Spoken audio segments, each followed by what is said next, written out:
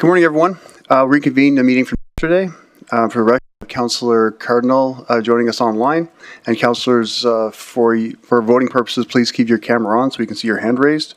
And just notice any councillors that may have a pecuniary interest, please note that you must announce that before the item starts. For everyone's awareness, we'll have breaks today at 10:30, noon to 1, as well as 3 o'clock p.m. Councillor viewers and participants, for your awareness, prior to councillors' consideration of the final proposed 2025 budget, we will need to take an hour recess to administration time to incorporate any changes made during budget sessions. Now moving on to today's process for the meeting, members of the public are invited to pre-register by 12 noon December 3rd if you wish to speak to any item on the capital budget meeting agenda.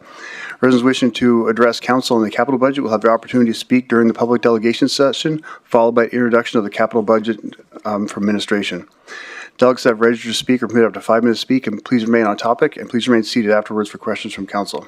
The final proposed 2025 budget will be considered for approval by council on the last budget meeting day, whether it's today or at a later date. And finally, one last note for councillors joining virtually, please remember to stay connected in the meeting unless you're declaring a pecuniary interest on a specific matter. Today will be the introduction of the 2025 capital budget. As noted on the agenda, members of the public will have the opportunity to speak to the capital budget following administration introduction of the report. I invite Lori Ferguson, Chief Financial Officer, to introduce the 2025 capital budget.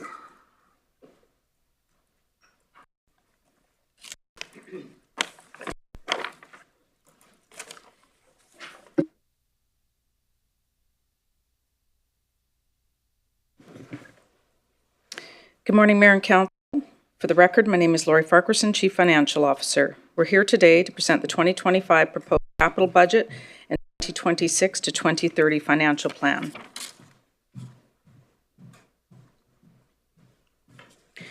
As previously mentioned, the organization has gone through many changes this year, and with it, we have taken a focused approach to prioritization of completing existing projects. A great deal of effort has gone into validating progress, cash management, and grant opportunities. The presentation structure this year will summarize ongoing projects, identifying new projects, and the introduction of the long-term asset management plan. We have done an extensive review of all ongoing projects, and for awareness and transparency, previously approved projects have been supported by a capital amendment form. This was done as part of a transition to assess and clarify ongoing projects between the PMO, finance, and operations. Net new projects will be supported by a business case.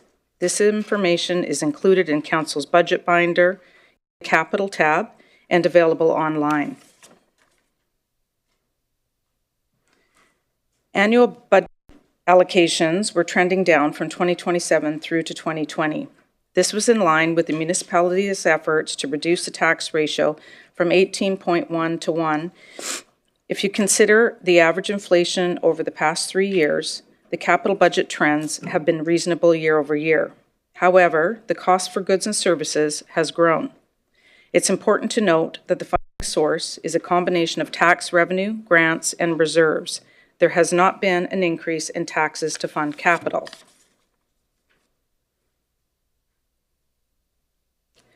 Since publishing the agenda, further reconciliation has identified the requirements for clarity on this slide. What you now see presented clearly demonstrates the total projects within each category.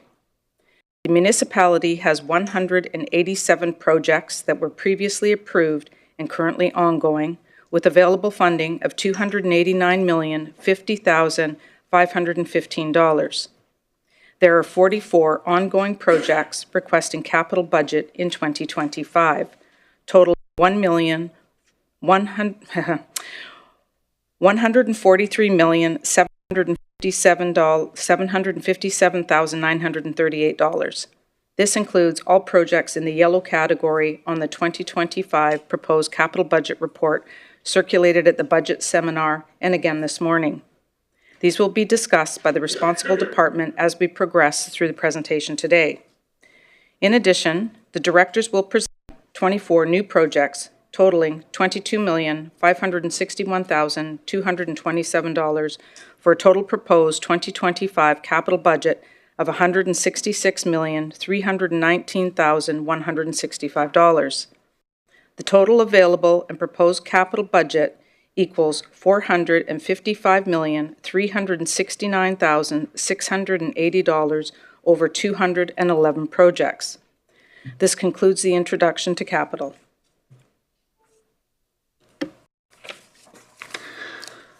Thank you, Lori. Moving on, we'll have next delegation to portion of the capital project, which is followed by council review and proposed 2025 capital budgets from each department.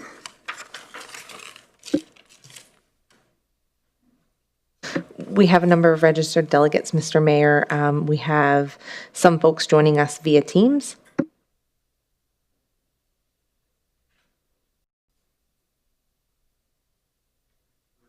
Councillor Dogar, you have a question about something? Is it question time or? No. We have online Tammy. Councillor Cardinal, your light's on there?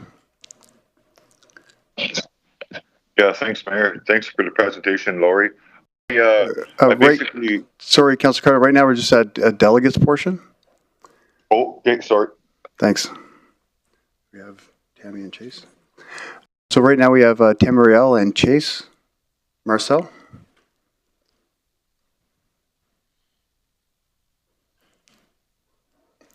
Tammy and Chase, you online there? Yes, I'm here. Okay.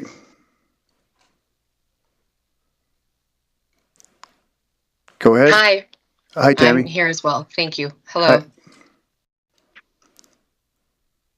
Great. So good morning, Your Worship, Mayor Brown, Bowman, and esteemed members of council. As you know, my name is Tammy Riel, and I'm honored to be here today to speak as a delegate in support of the motion for a new capital project in Fort Chipewyan. The motion proposes a $3 million addition to the capital budget and $500,000 to the annual operating budget. I'm joined today by Youth Delegate Chase Marcel, who will share his perspective on why this project is so important to our young people and our community. First, I do want to thank you for your ongoing commitment to Fort Chipewyan and its residents. Investments like this are a testament to the dedication of creating a thriving and resilient community, especially in our remote region. Your leadership in addressing these gaps in infrastructure and services is vital for communities like ours, and these efforts have a profound and lasting impact. This proposed project is not just about recreation. It's about creating a space where all community members, regardless of age, gender, or physical ability, can come together. So I'd hope that you could imagine a young child accompanying their grandmother to engage in activities together. Some of them who have never swung a golf club before, discovering that sweet, satisfying sound that happens when you're hitting the ball just right for the first time. Or visualize our young families spending time together out on the course in the evening, connecting through shared experiences. As I mentioned, this project is about more than just exercise. It's about fostering relationships and promoting intergenerational learning and improving wellness.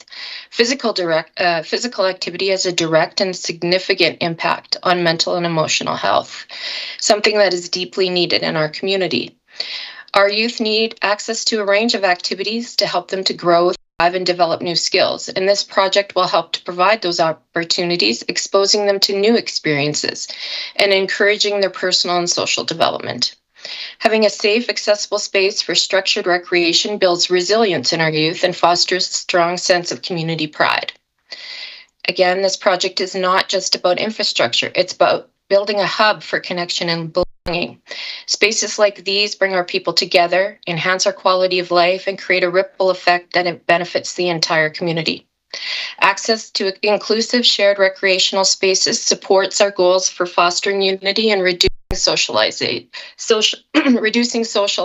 isolation and building a stronger community fabric, especially important in an area like Fort Chipewyan with our remote location. In closing, I strongly support Councillor Cardinal's motion and urge the Council to approve the proposed funding. This project is an investment in our people, our youth, and the future of Fort Chipewyan. Thank you for considering this important initiative, and I look forward to many ways this to the many ways this project will transform our community. At this time, I'd like to invite Youth Delegate Marcel to share his perspective on the importance of this project. Thank Hi, I just wanted to come on here and say I really believe our community needs a golf course because it can solve a huge problem we're facing. The lack of activities for us young people right now. So many kids are turning to things like drugs and alcohol just because there's nothing else to do. A lot of us don't fully understand how these choices can mess up our bodies and futures. And it's scary to see this because normally for kids as young as 12 or 13, there's just not much to do here. And without enough sports or fun activities, a lot of kids are stuck indoors and doing stuff that isn't good for them. A golf course could change that. It's not just about golf, it's about having a play space where we can learn new skills, hang out with friends, and stay active in a positive way. Plus, it would give us a chance to spend more time outdoors and less time glued to a screen or getting into trouble. A golf course could be a place where kids feel like they belong and can part of something bigger and are part of something bigger instead of feeling bored and disconnected. By building a golf course, we're investing in the future of our community.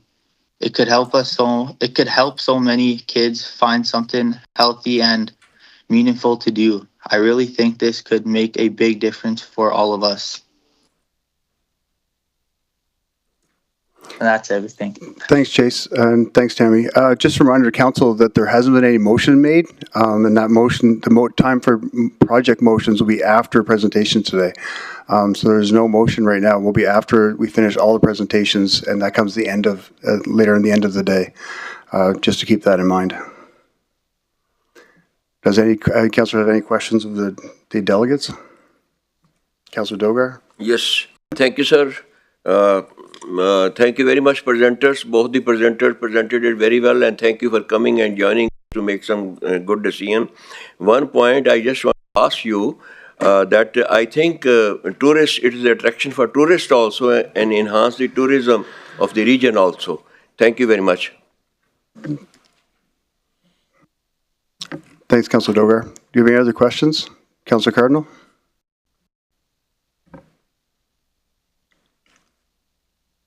No, sorry, I don't have a question, actually. I'm in support of it, honestly. So, Thanks, my hand Councillor. was up, and I was going to do the motion. Okay, yeah, that'll be later on in the meeting. No, Thanks. that's fine. Thanks, That's Councillor fine. Cardinal.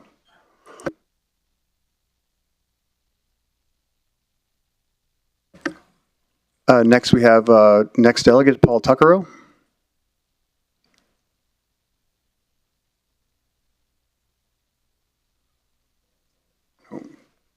Keith? I just want to acknowledge Paul is not online right now, so we can move on to the next delegate. Keith? And next we have Keith Plowman. I don't see him online either, just to acknowledge that we did call his name.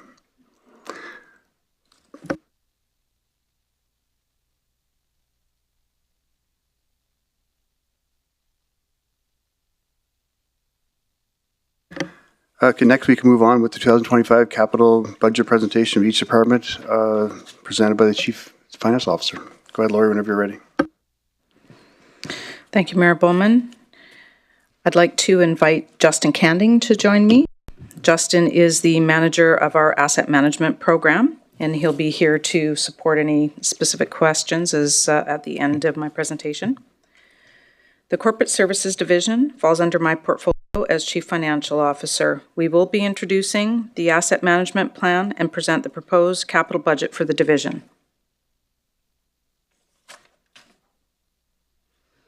The municipality relies on a large and diverse portfolio of assets to deliver core services within the region.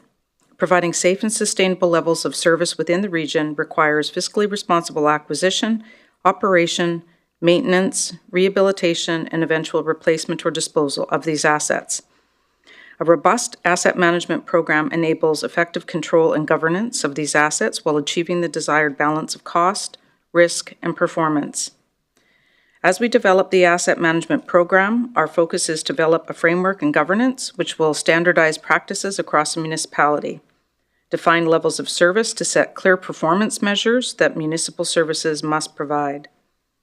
The creation and continuous improvement of data contained in the asset register.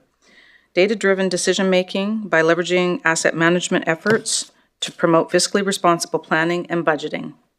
Risk management and compliance to ensure the assets meet industry standards and satisfy government regulations while mitigating risk, and optimizing performance through asset-specific maintenance strategies and treatment options. This slide outlines the forecasted long-term capital requirements based on data collected this year. The Asset Management Program is a centralized department within corporate services. The data will be continuously refined and enhanced through condition assessment programs currently underway or in development. Over time, administration will present specific capital business cases to Council derived from this data for various projects and programs. Based on the data collected, the slide presents a 10-year capital plan with a Class D estimate forecasting a total investment of $1,134,435,968 from 2026 through 2035. Key allocations include $240,274,085 for roads, $235,125,000 for underground infrastructure, and $280,100,000 for water and wastewater systems, representing significant investments projected for 2027 and between 2031 and 2035 for major upgrades. Other categories, such as facilities, fleet, park, and solid waste, will require steady funding to ensure long-term sustainability and critical service delivery. These preliminary figures are intended to guide planning and will be further refined as inspection programs are enhanced and projects evolve.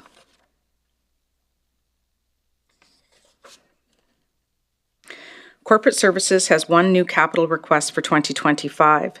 The audiovisual infrastructure project will enhance 15 boardrooms across the region, improving collaboration and meeting efficiency.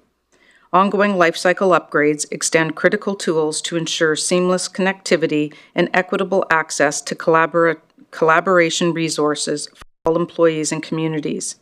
There are a total of 80 rooms over 12 locations, 60 of which have AV equipment. Over a 4-year life cycle, the project will prioritize upgrades or replacements based on the system age, starting with the oldest equipment, especially in remote locations, adding essential tools like cameras and screens where currently missing, and upgrading high-demand rooms to maximum impact. The total budget is $2,200,000. The 2025 request is $550,000 and an additional $550,000 in 2026, and $1.1 million is planned for 2027 through 2030. The total cost of ownership is estimated at $2,250,000, which includes acquisition, construction, operation, and maintenance costs over the asset's lifespan.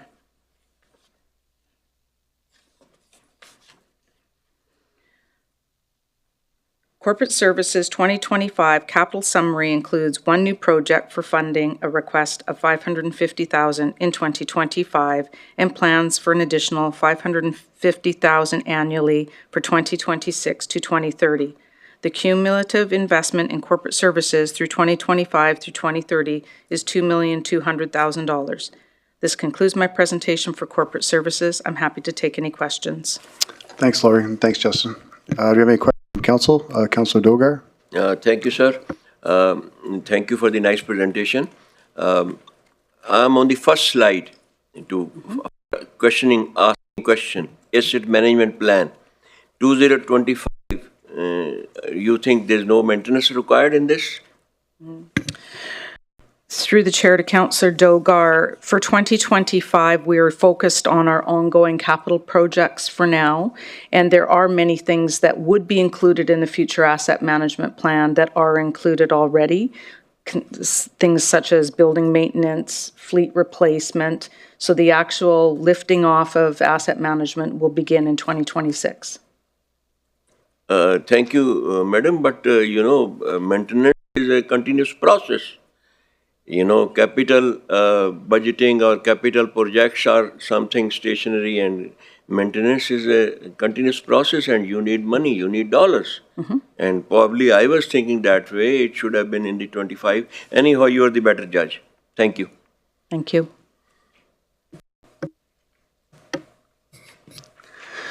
Thanks, Councillor Dogar. Do we have any other questions from council?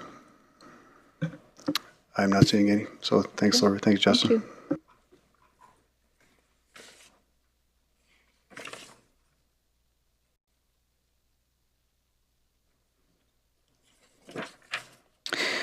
Next up is Community Services. I'd like to invite Director Deanne Berge to present the Community Services proposed capital budget.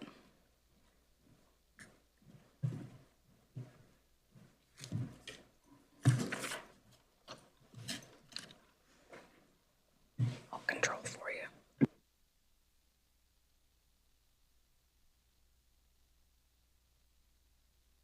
And Director Elliott White to present anything or to support conversations with respect to the PMO supporting capital projects. Good morning, Council. For the record, my name is Deanne Berge. I'm the Director of Community Services. Community Services has 5 ongoing multi-year projects outlined on this slide. The Archie Simpson Arena Backup Generator 2025 request is $800,000. This generator will provide backup power requirements that would allow for an evacuation center to be stood up in Fort Chipewyan if required. It was determined that it was not the proper size. The Building Lifecycle 2022 to 2026 project includes a $5,695,000 request in 2025. This funding is for major maintenance, upgrades, and/or replacements based off facility condition assessments and the end of useful life for equipment and systems such as boilers, rooftop units, or fire alarm systems. The Building Security Infrastructure Upgrades 2025 request is $650,000. This includes CCTV for security monitoring, access control, and fencing for lagoons. The overarching program is to have electronic access installed at every facility for better security control measures. Jubilee Major Maintenance Condo 2022 to 2026 request is for $1,500,000 in 2025. This funding is required for the Capital Reserve account for major maintenance or replacements of equipment or systems within Jubilee Centre. This funding is a requirement in the Condo Corporation bylaws. Northside Twin Arena Design and Construction 2025 request is $18,500,000. The PMO office is delivering the project and Community Services is a sponsoring department. Construction started on the Northside Twin Arena with an anticipated completion in the fall of 2026. The total 2025 capital request for Community Services ongoing multi-year projects is $27,145,000.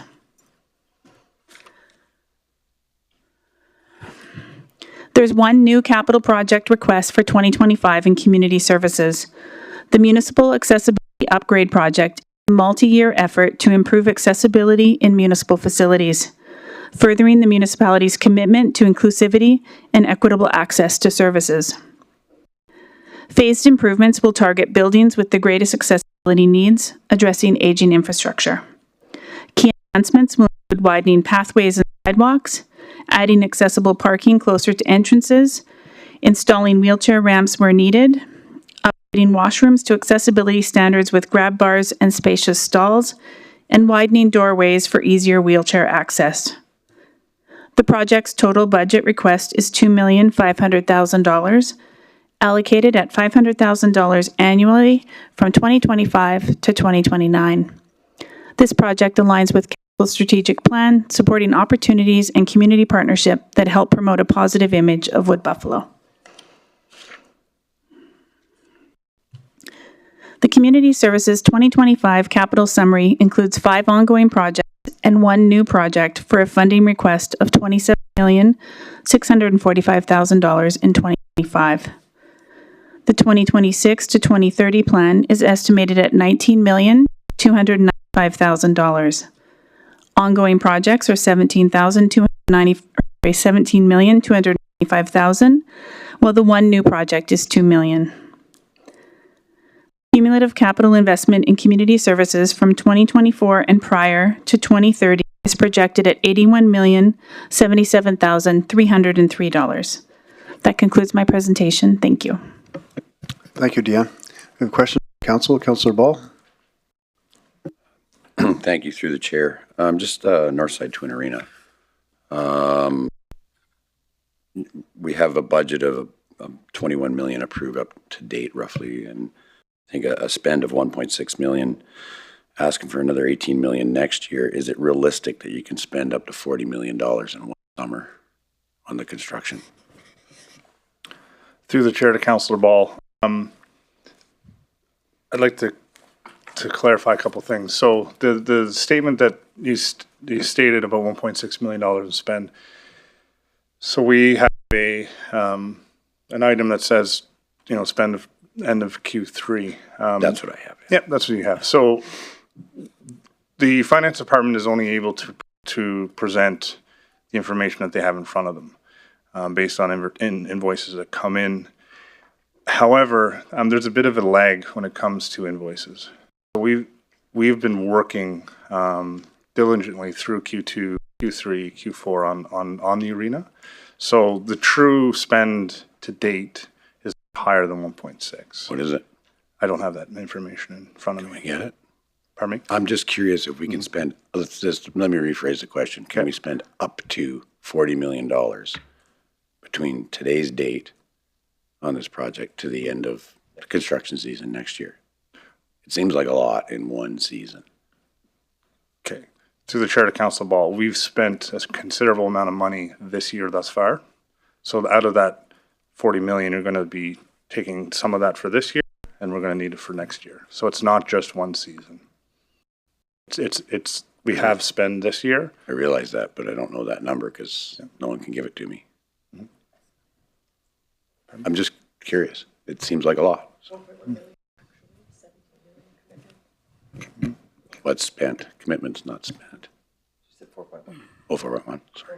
Sorry. Okay, so we got still $36 million to spend between now and the end of a construction season next year.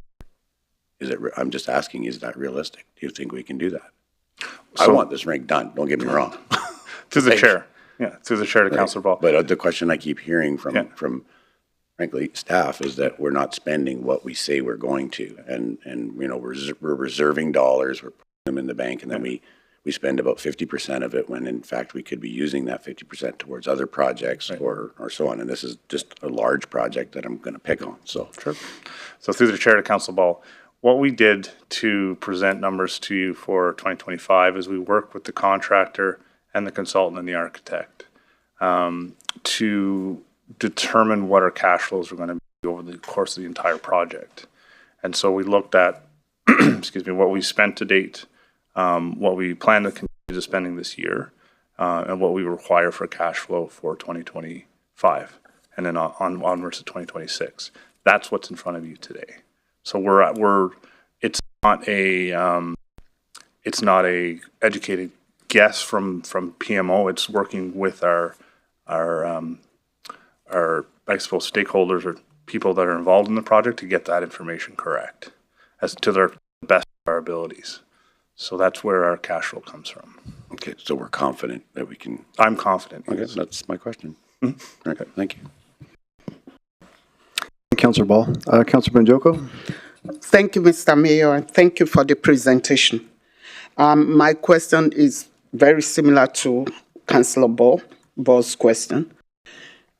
One of the comments we've had in the past years is that we need to have the visibility of what was spent the year prior And what I have here clearly not showing any of that.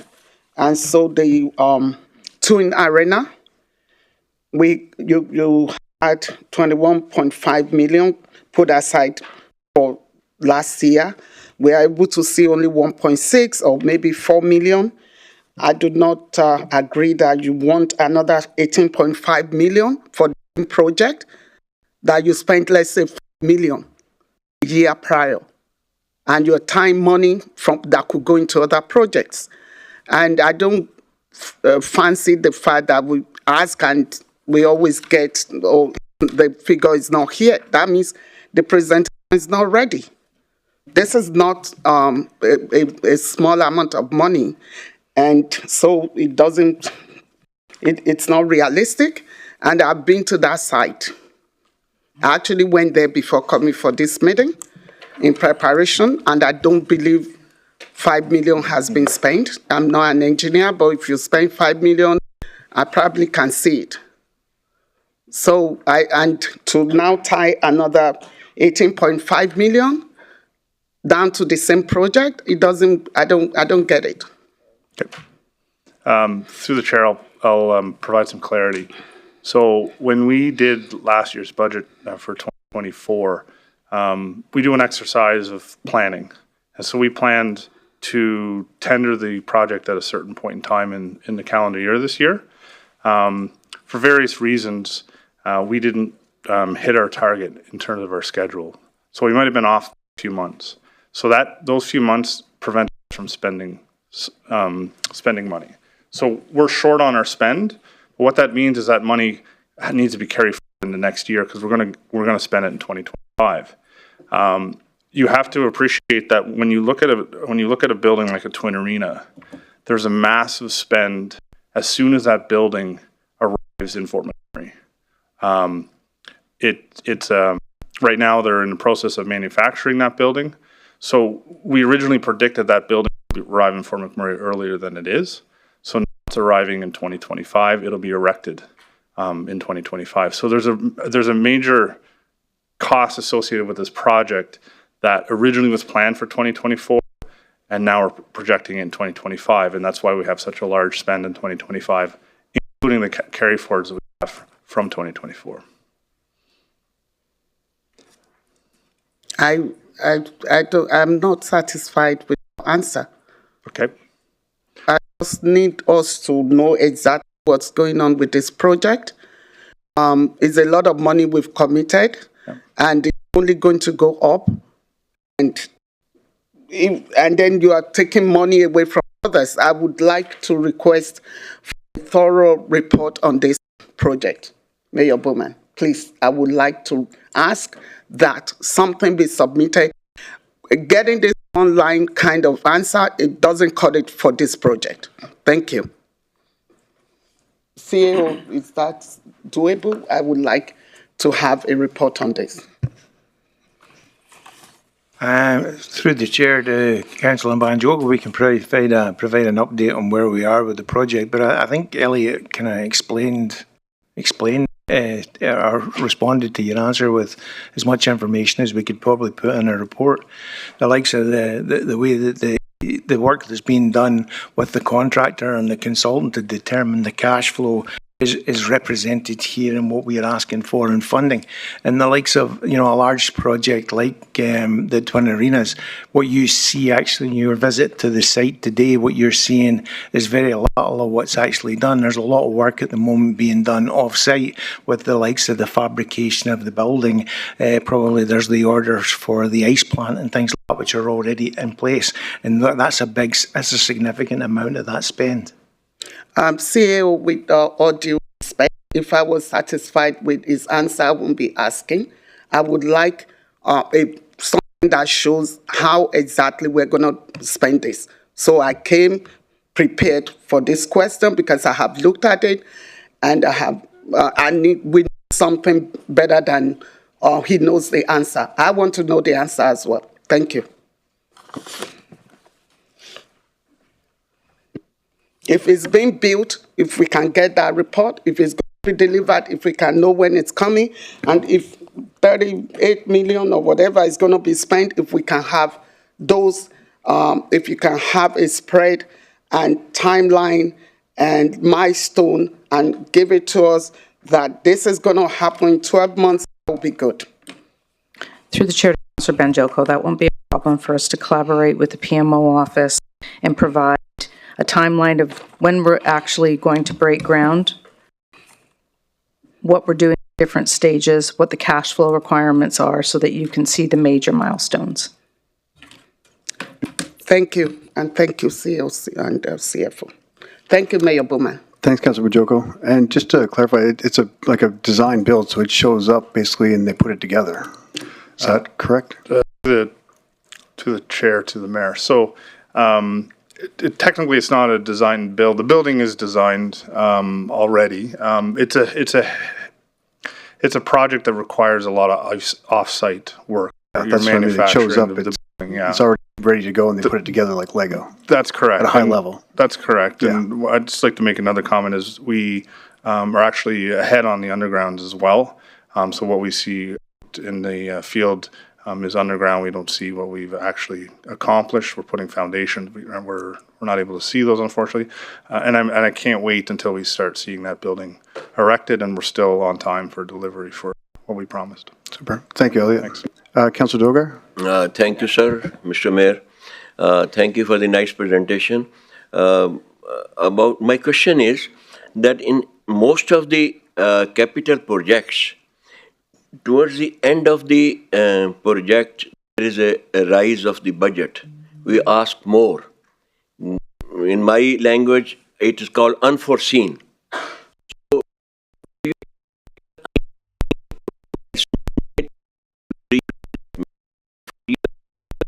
unforeseen is calculated, added this amount or not.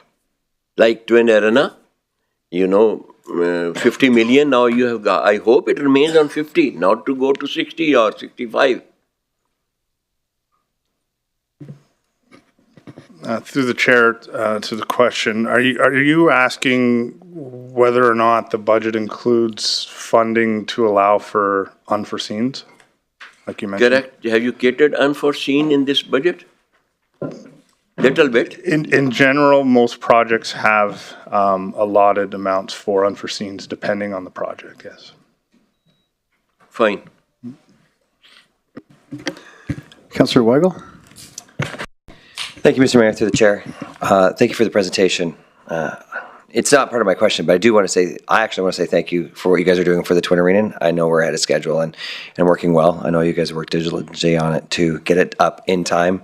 And it's fast to be able to get open for the 2026 season. So thank you for being on top of that. My question actually is about the building life cycles. I know that we give out capital grants for the user agreements for like the NAAA, the hockey, RRC. So I'm assuming those are two different categories. And so what buildings do we own that we're keeping life cycle on that would be under this? Through the chair to Councillor Weigel, you are correct. They are different. So we do fund RRC and Vista Ridge for their life cycling. There's 250 buildings across the municipality that are part of this $5.6 million. Okay, so it's all the other ones that we don't have user agreements with. Through the chair to Councillor Weigel, that's correct. It's all other municipal assets. Okay, thank you. Thank you, Councilor Weigel. Do we have any other questions from council? I'm not seeing any, so thanks, Elliot. Thanks, Deanne.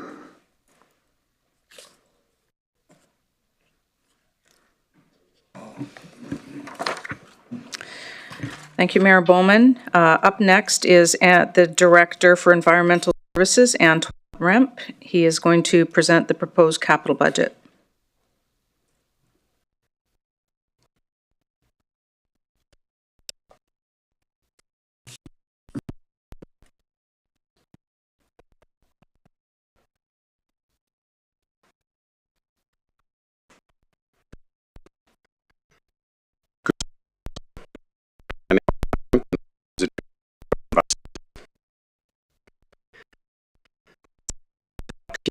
Ongoing multi-year projects previously approved by Council under the sponsorship of Environmental Services.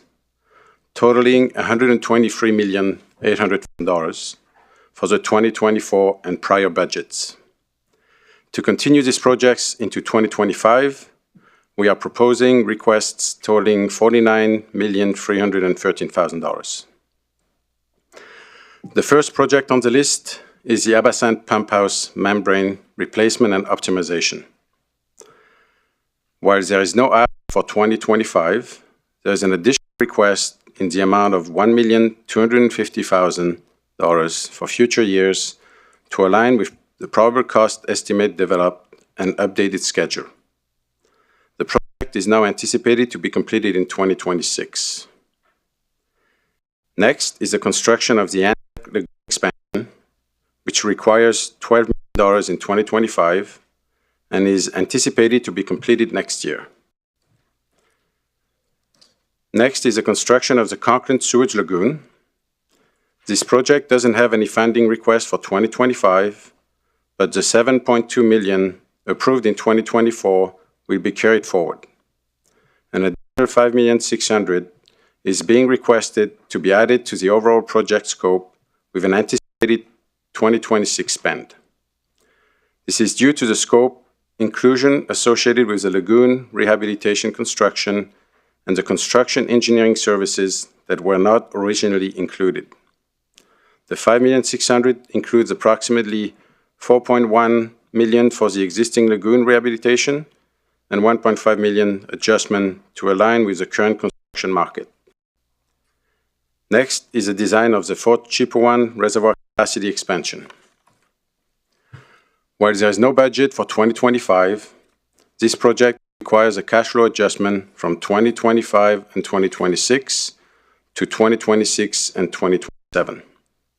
This is due to the project being on hold while we focus on the reactivation of the Fort Chipewyan water treatment plant old reservoir. Next project is the Fort Chipewyan water and sanitary sewer construction. There is no ask for 2025 and no change to the overall project budget, but the cash flow has been shifted out by 1 year to align with the updated project schedule. Next is the Fort McKay MIAX project. We're proposing an additional budget request of $4 million due to a recent analysis of this project and the consideration that the previous budget was initially completed back in 2023 as a Class D estimate. The probable cost estimate will be updated as design advances. Next is the Fort McKay Road South water line. The request for 2025 is $6,693,000 with expected completion in 2025. The next project is the construction of the Fort McKay water treatment plant chemical system upgrades. We are requesting $300,000 in 2025 to complete this project. Next is the Fort McMurray inactive landfill closure. While there is no ask for 2025, there is an additional request in the amount of $4,500,000 in the future capital plan to align with the probable cost estimate developed.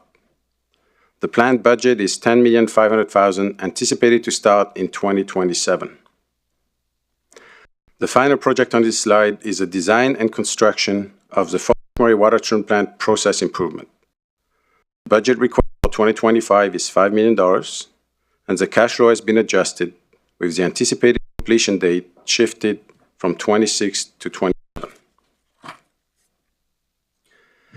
Continuing on with the active and ongoing multi-year projects that have budget or cash flow updates, the first project on this slide is the design and construction of the Fort McMurray water treatment plant process improvement.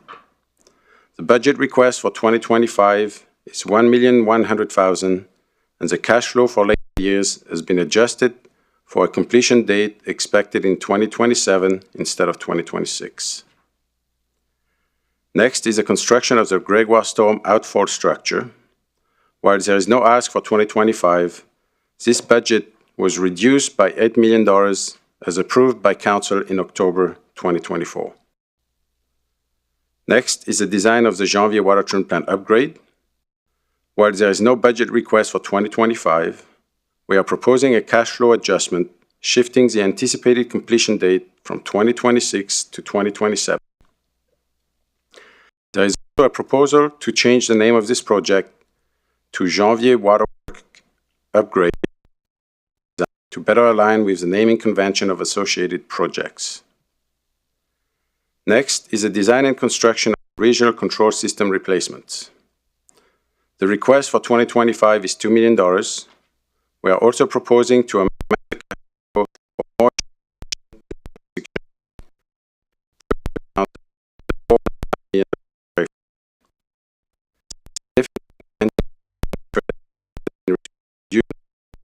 standard, resulting in a lower than anticipated spend in 2024. POs are in place, and there is a substantial amount of work in the construction that is planned for 2025. Next is the Sanderson PRV, or pressure reducing valve, and Lower Townside. The ask for 2025 is $2,700,000, and we are anticipating completion of this project next year. Next is the Silin Forest Road Deep Utility Upgrade. The request for 2025 is $5,800,000. Next is the design and construction of the Timberley Reservoir and Pump House. The budget request for 2025 is $8,500,000, and we are also proposing a cash flow adjustment, shifting the completion date out by 2 years to 2027. It was initially planned as a one-year project, but due to the scope of work involved, it has been identified that it is expected to take 3 years. Next is the water treatment plant overflow piping isolation. The request for 2025 is $3,950,000, which is an increase of $1,066,000 compared to the original budget to better align with the current market rates. Finally, the design and construction of the Wood Buffalo lift station replacement. While there is no request for 2025, we are proposing a cash flow adjustment, shifting the 2025 and 2026 budget asks to 2026 and 2027. The reason for the shift is to balance municipal priorities, and construction is anticipated to start in 2026.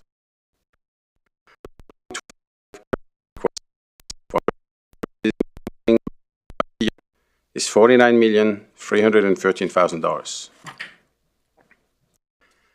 Moving on to the new requests, Environmental Services is requesting 5 new capital projects for 2025.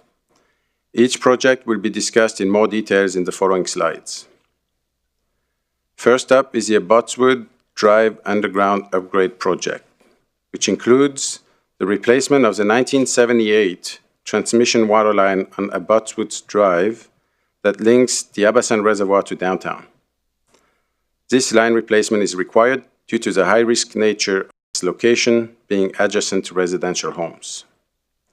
Key enhancements will include relocating the new transmission line into road right-of-way for easier maintenance and to avoid issues with private property easements, and completion of isolated repairs to storm and wastewater systems, and resurfacing of Abbotswood Drive.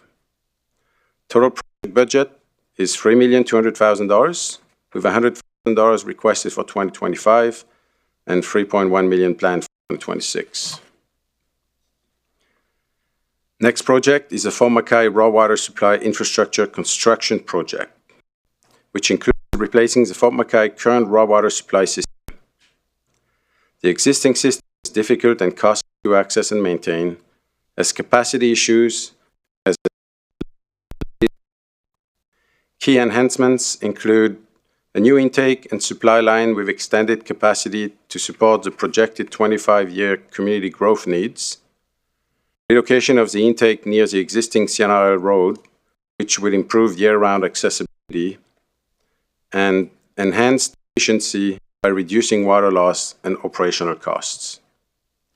A total budget of $30 million is proposed, with $1 million requested for 2025, $10 million planned for 2026, and $19 million from 2027 to 2030.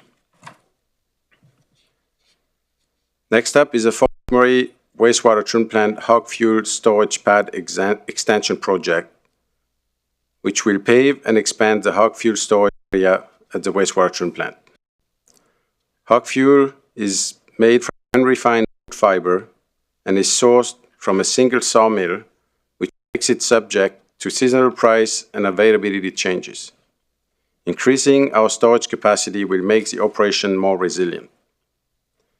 Key enhancements include doubling the wastewater treatment plant capacity to support composting of organic sludge, which is part of the process required to maintain compliance with the plant's Alberta Environmental Operating License. And increased storage to better manage supply fluctuation and ensuring consistent operations even during sawmill shutdowns or product changes. The total project budget is $400,000, with $50,000 requested in 2025 and $350,000 planned for 2026. Next project on the list is the Fort McMurray wastewater treatment plant sanitary pipeline repair. The wastewater treatment plant faces recurring blockages in the main sewer pipe under the administrative building, leading to significant backups and facility impacts. Temporary repairs completed in the past provided some relief, but backups in 2021 required emergency portable facilities. Key enhancements will include full replacement of sewer pipe and shoring improvements for long-term stability, as recommended by engineering assessments, and by the current health and safety standards. There's a proposed budget of $1,600,000, with $1 million requested for 2025 and $600,000 planned for 2026. The last request is for the wastewater treatment plant locker and office space revitalization. The wastewater treatment plant's current locker, shower, and restroom facilities are insufficient due to increased staffing and expanded wastewater infrastructure. The lack of space has led to operational areas being used for lockers and the centralized SCADA room, control room, converted into a multi-use space, impacting safety and security. Key enhancements will include relocating the washroom and locker rooms to a newly expanded area on the building's north side to provide adequate facilities for staff, which in turn will free up space for additional offices and a dedicated lunchroom inside the building. Total project budget is $1,500,000, with $1 million requested for 2025 and $500,000 planned for 2026. The Environmental Services 2025 capital summary 18 ongoing projects and 5 new projects for a funding request of $52,463,000 in 2025. The 2026 to 2030 plan is estimated at $128,770,000.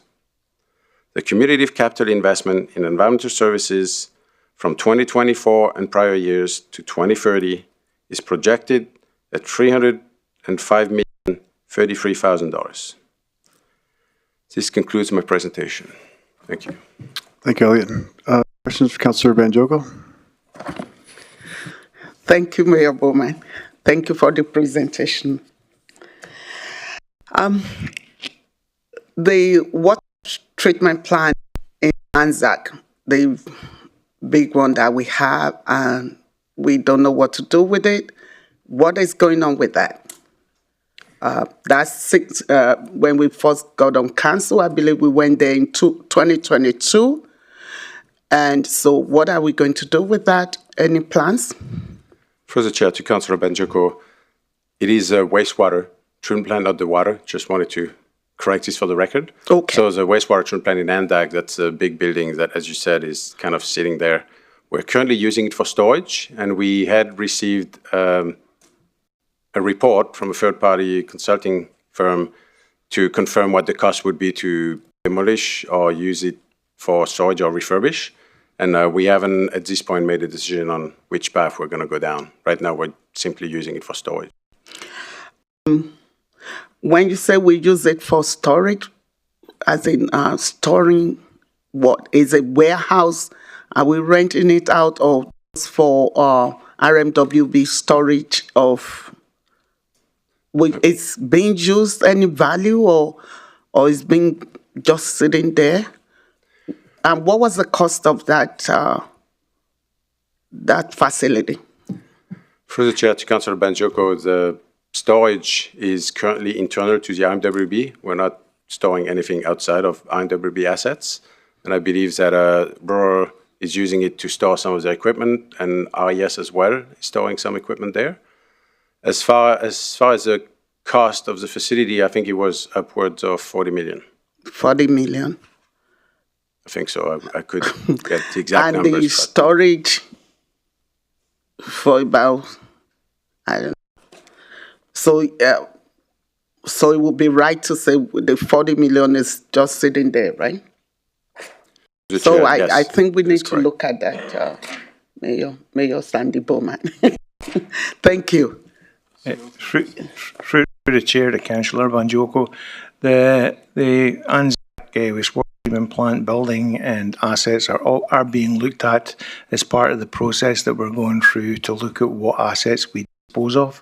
That's also to answer Councillor Boussy's motion that was brought forward back in June. We are working on that list, and we'll have that list probably sometime early in the new year. Okay. Thank you. Theo. Thanks, Councillor Banjoko. Councillor Ball. Thank you, through the chair. Where to start? You got a big chunk of the budget, don't you? I kind of want to revisit these ongoing multi-years, and you kind of went through it quite quickly, so a little hard to follow when it's in, I think, about 3 or 4 different locations in the binder, and I'd have just been flipping pages everywhere. But I'd like to make a request. I know there's a bunch of capital budget amendments in here, and we're not presenting those individually, as I understand. But I'd like to see, I guess, maybe a cumulative list that shows each of the projects that have had a change, from your area only, have had either a scope change, a funding increase, decrease, or a timeline change. Whether you talked about cash flow and so on. And what I've read in here, every time it talks about a cash flow change, it says to fit the project schedule, adjusted project schedule. Why is my question. Why are we changing all these schedules? There's, I think, 65 of them in here that say adjusted schedule. And I might be exaggerating on the number, but it's a big number. And what I'd like to see is an overall cost differential for our list of projects for ongoing multi-years of what was previously approved and what's now being asked. Because I don't know that without doing a whole lot of math. Is that possible? Through the chair to Councillor Ball. I'll speak to the why, as you asked 3 times. The big because I was involved in drafting that statement. When projects are put on the books, in the beginning stages of those projects, we plan a spend. We also plan a cash flow. So we're going to spend this much in this year, this much in the following year. Every year we need to refine our cash flows because we gain better knowledge of those projects as we move forward through those projects. So each project has a nuance or something that has adjusted those cash flows. Didn't necessarily list them out, but typically it has to do with how the project is progressing. So if we planned on taking 6 months for design and it took a year, we wouldn't be in construction, so we had to adjust the cash flow accordingly. We didn't put in the capital budget amendments the exact nuance as to why we moved 1 million from one year to another in, say, for example, a $20 million project. If that information is something that you're looking for, we can certainly get it. Yeah. Absolutely. Okay. It's change. Yeah. Right. A lot of them say project change because of time. Why? I'd like to know why. Because otherwise I'm going to ask you 65 times when we get to this. Through the chair to Councillor Ball, just clarity, the the proposed 25 capital budget spreadsheet that was handed out this morning, if you go through to attachment 1, which is 3 pages in, it does identify which projects were ongoing multi-year with no cash flow changes, and then A2 refers to those projects that had cash flow changes, and then section B speaks to multi-year projects with no cash flow, to try to provide some clarity on the status of each project. Yeah, but I don't have the comparative from year to year, right? I want to see where the change was. And I know it's in the 65 amendments. And I'd like to see the valuation difference, what was previously approved to what's being asked now. What's presented here, I believe, is just the new plan, not what was previously approved. I mean, I heard, Director Remp say we're adding, pick a number, 5 million to make the new budget this. I want to know what the total valuation of the list of projects that Director Remp's representing changed in this last calendar year. No, through the chair to Councillor Ball, the team certainly endeavored to provide that information with a revision in the middle of each amendment form, even though it may not have been a full-on amendment. It is restating what was originally approved and then what the new amount was. Okay, I'll do the math. I was just asking if you could put that number together. I mean, there's however many pages. I can spend some time doing the math. I'm just curious relative to his division, not the overall. Right. Okay. I'd appreciate an opportunity to chat with you to clarify that. Thank you, Councillor Ball. Antoine, just a question, the Fort McKay raw water sewage supply infrastructure. I see it's in this, it's going to supply the needs for the next 25 years. I'm just wondering, that water, does that come from the river?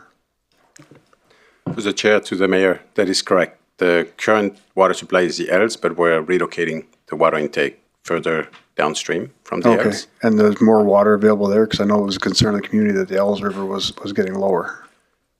It's, through the chair to the mayor, there are concerns, especially the last few years, because we've had drier years. But based on the report, the engineering report we received from the consultant, they are confident that the flow of the river still gives us that volumes that we need. And the infrastructure that we're going to upgrade to is going to allow us to draw more water.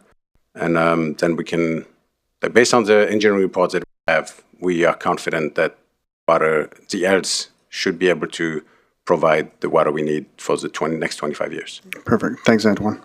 Do you have any other questions from council? I'm not seeing any. So thank you, Antoine. Thanks, Lori.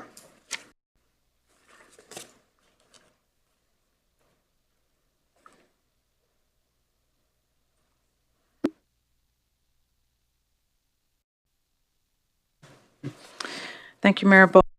Joining me next is Dennis Fraser, Director of Indigenous and Rural Relations, and his manager, Michelle, I believe, is joining us as well, to provide you with an overview of the IRR capital request.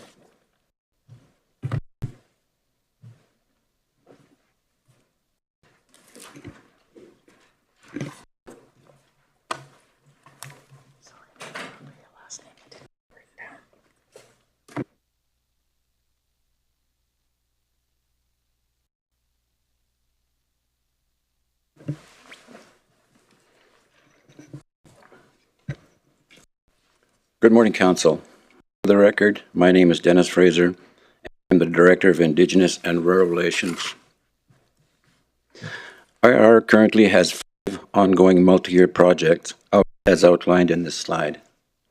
These projects are status quo with the exception of the following. The Cleveland Northland Drive Walking Trail Rehabilitation Addition 2025 request is $70,000. This project includes a section, approximately 460 feet, of trail for connectivity and safety of residents, as well as rehabilitation of the current trail, including crack repairs, overlay, full-depth repairs, and ditch improvements. Design will commence in 2025 2025, with construction beginning in 2026. The Mogson Flats Memorial 2025 request is $300,000. This project involves creating a memorial to honor the homes and people of Mogson Flats, acknowledging the events that took place, and providing a space for learning, reflecting, and gathering. Engagement has resumed, and updated timelines align construction with flood mitigation work in the area. The Sapri Creek Culvert, ditches, and drainage improvement 2025 request is $2,300,000. This project includes culvert replacement, drainage improvements, and ditch construction at various locations in Sapri Creek. Construction has shifted from 2026 to 2025 to align with the Sapri Creek Mailbox Intersections project. The adjustment includes moving $1,300,000 from 2026 to 2025 and an additional $700,000 due to a more accurate estimate. The Sapri Creek Mailbox Intersections 2025 request is $1 million. This project includes mailbox area construction with culvert replacements and a mailbox area shelter with lighting, and improvements to intersections and community welcome sign beautification. Tendering is expected in Q1 of 2025. The total 2025 capital request for Indigenous and Rural Relations ongoing multi-year projects is $3,670,000. The first new capital project request for 2025 RR is the Anzac Rec Center culvert, asphalt, and curb construction. The Rec Center was built in 2024 and is the main recreation facility for the residents of Anzac. Entryway culverts are failing, causing spring flooding and affecting the roadway and sidewalk. The asphalt parking lot and curbs also require repairs. This project will address these issues, ensuring safe, accessible entry and improving overall infrastructure for visitors. The total project budget is $3,300,000, a request in 2025 of $3 million and $300,000 in 2026. The design is complete and expected to tender Q1 in 2025. Construction schedule for 2025 and 2026. The other new 2025 capital project request is for the Sapri Creek Bridge replacement, with a total budget of $500,000. The project involves replacing the Sapri Creek Bridge, which was closed due to significant deterioration and safety hazard. A 2024 assessment identified critical safety concerns leading to the bridge's closure to vehicular traffic. This project will restore safe access for residents and visitors to Sapri Creek. The total project budget is $500,000, with construction scheduled to begin and be completed in 2025. The next capital project is the Sapri Creek Community Hall, and I will turn it over to the CFO. Thank you, Dennis. The Sapri Creek Community Center has been a planned project on the capital list for many years. At the 2024 budget deliberations, Council directed administration to investigate options for community gathering place, utilizing the current Vista Ridge recreational facility. Funding for the Sapri Community Hall was included in the 2025 plan based on historical estimates, which are included on the proposed capital budget handout. Sapri Creek is home of the Vista Ridge All Seasons Park, which is a municipally owned facility. The Vista Ridge Recreational Association operates the facility on behalf of the municipality. Administration is collaborating with Sapri Creek Resident Society and Vista Ridge Recreational Association to create a memorandum of understanding to ensure Vista Ridge is available as a community gathering location for residents. While the total proposed capital project includes this project, we are not recommending that the project proceed in 2025 for allowed to collaboration to continue towards a reasonable solution for the community. It should be noted at the time of publication of the agenda package, this project was included under Community Services due to Director Berge's portfolio, including facilities. He has been leading discussions related to the options for the community gathering place. The total funding request of $9,500,000 is included under IRR's capital funding summary at the end of this presentation as follows: $3,075,000 in 2025 and $6,425,000 in 2026. These figures are based on historical estimates, and depending on the location and design, the estimate is likely to be much higher.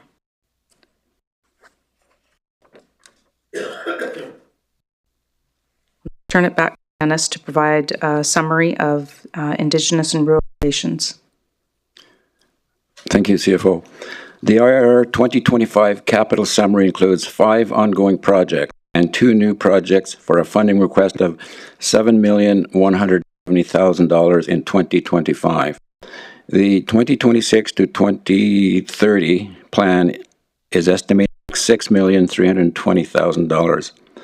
Cumulative capital investment in Indigenous relations from 2024 and prior 2030 is projected at $17,260,000. This concludes my presentation. Thank you. Thank you, Dennis. Councillor Dogar? Thank you, sir. Thank you, Dennis, for the nice presentation. You see, from this I conclude, I get the impression that budget for IRR comes to the regional municipality of Buffalo, and it's planned by our own finance department. Am I right, madam? Through the chair, Councillor Dogar, yes, that's correct.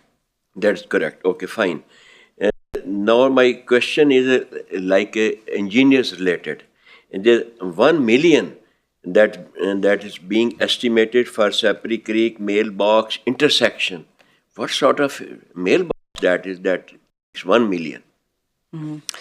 Through the chair to Councillor Dogar, it's more than a mailbox. It is. I don't know the complete details of the project. I would actually have to defer to Michelle. Is there any picture of that mailbox intersection or not? Michelle will provide an overview. Through the chair. We do, so this project includes the upgrade to the mailbox area for a cover of the mailbox area, shelter area, including lighting in the area, culvert replacement, the intersection into the mailbox area, as well as beautification at the community welcome sign and beautification at the intersections, the main Fine. intersections. Thank you. Now it's clear to me. And there are going to be 2 in 24, one, the other in 25. They are 2 separate? 2 separate intersections, 2 separate mailboxes? No. There's the same one? Yes. You 1 million you're spending in 24 and 25. Correct. Okay, thank you. Councillor Weigel? Mr. Mayor, through the chair, thank you for the presentation, Dennis and Lori. I guess we'll circle back to the community hall and in Sapri Creek. I do appreciate, I've been part of some of the discussions with Director Berge, and I do appreciate this continuing along, and I know that I asked this question last year. And it comes down to priorities. We are still dealing with major projects like flood mitigation and RWSS and trying to relieve those. Is the idea to create a memorandum of understanding with Vista Ridge so that will become the permanent kind of host place for Sapri Creek? Or is the idea that this is a great in-between for the next couple of years until obviously capital funding releases some of the big projects and when we have funding to be able to create a community hall? Through the chair to Councillor Weigel. This is really be a permanent solution. We have that fabulous facility in Sapri that we really need to be using to its full potential. And so we see this as being an ongoing solution. At the end of the day, I don't think it comes totally and completely at no cost. I think there will be some costs for realignment of fences and maybe fitting out some of the outbuildings that are there to provide, cooking facilities and things like that for the folks in Sapri Creek. But it's intended to be a permanent solution. Okay. And so I do appreciate that. Thank you, Seo, with the understanding, obviously, that with, like you said, there might need to be some renovations, construction to be able to, if this is looking at a permanent solution, obviously, along, I guess, the memorandum of understanding.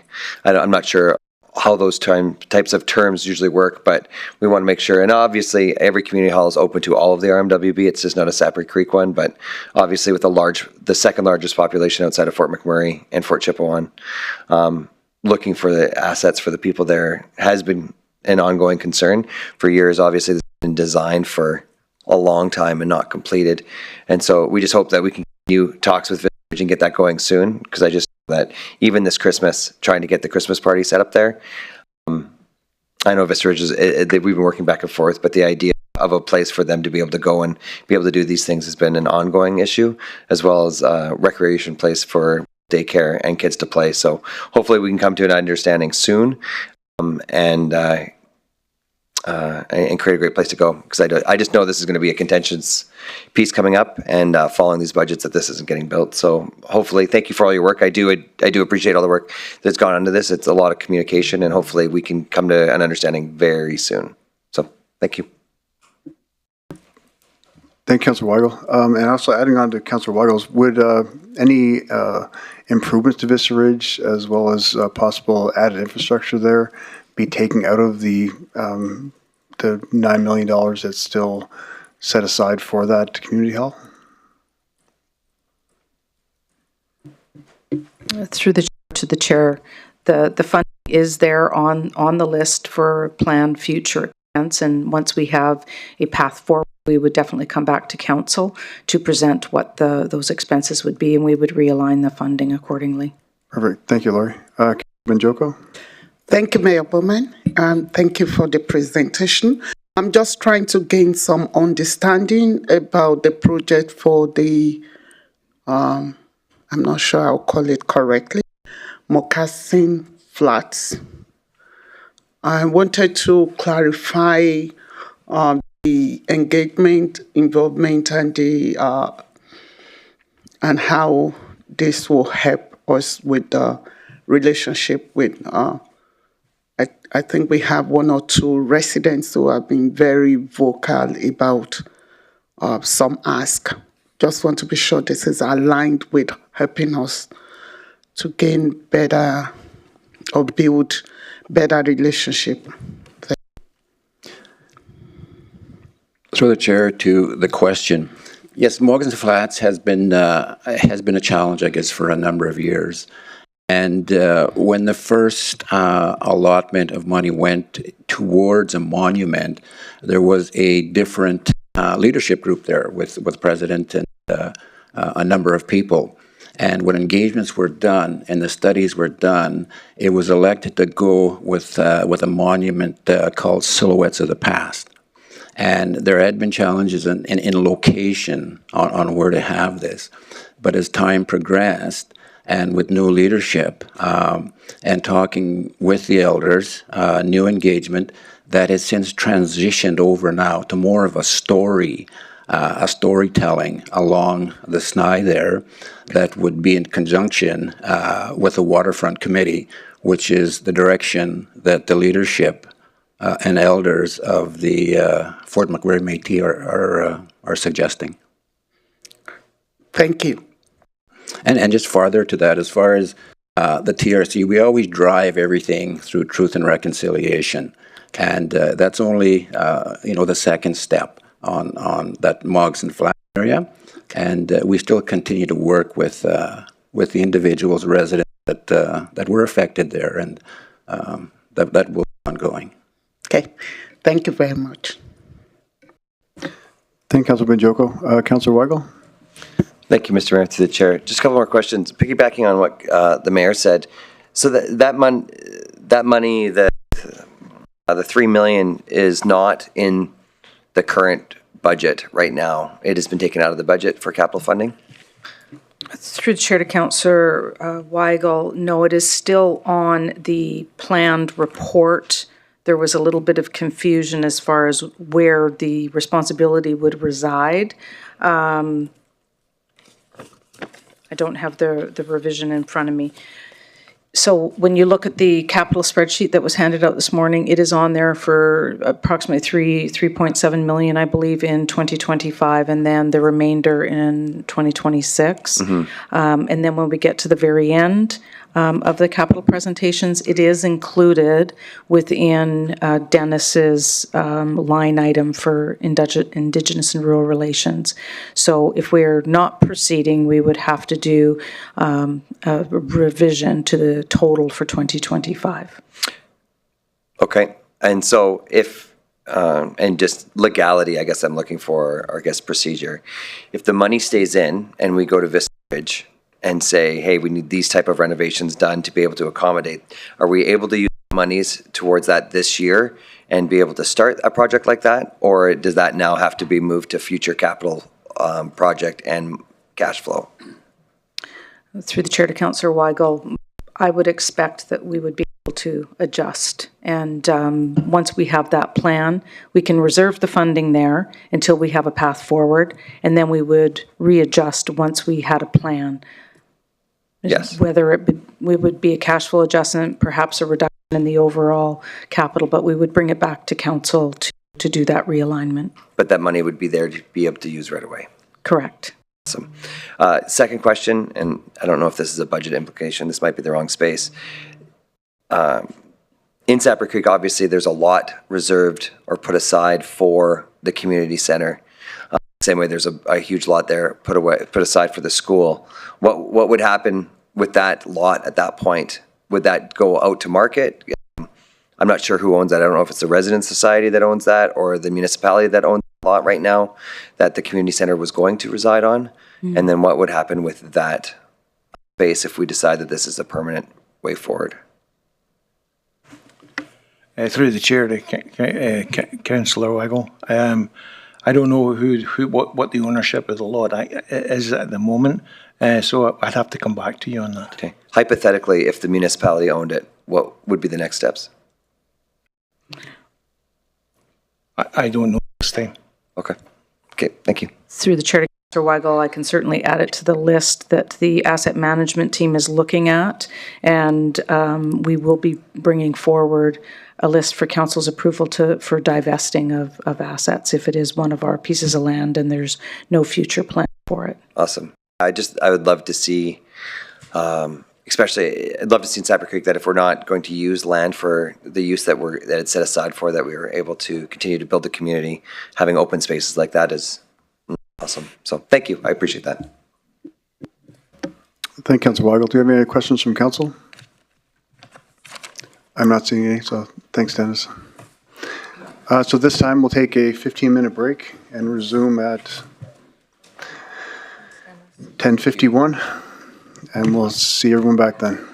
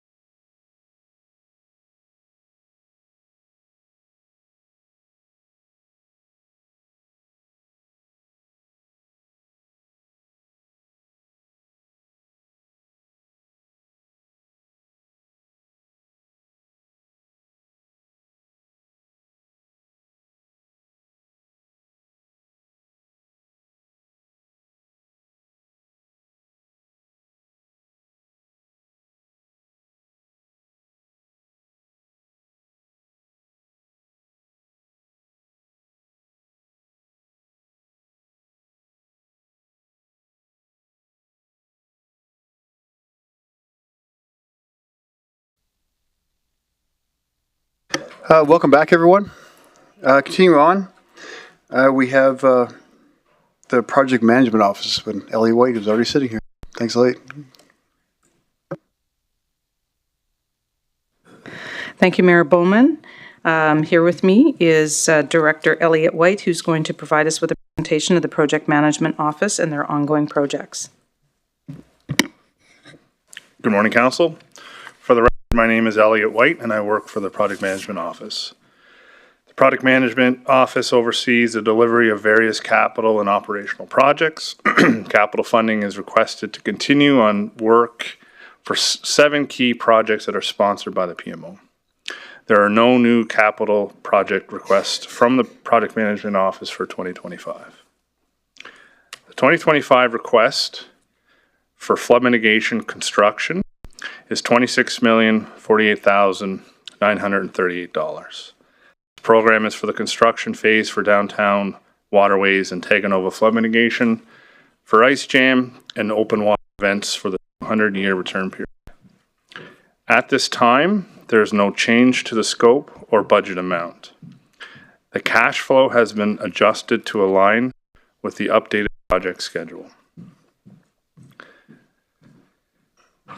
The 2025 request for flood mitigation design is $750,000. This request is for the design of flood mitigation for those areas which still remain outstanding, including Reach 4 enhancements, Reach 1, 2, 9 enhancements, Taganova South, Hanging Stone, Reach 6, and we have bank stabilization at Reach 8. The cash flow has been amended according to the current work plan. The 2025 request for the Fort McKay Community Centre is $1 million. This project includes the design, tender, construction, and construction engineering for the development of the community centre to be used by the Fort McKay community members, along with interested individual groups in the region of Buffalo. At this time, there's no change to the scope or budgeted amount. The 2025 request for the Fort McKay Range Road 1109 improvements, design and construction is $1,381,000. This project includes tender design construction and construction engineering services for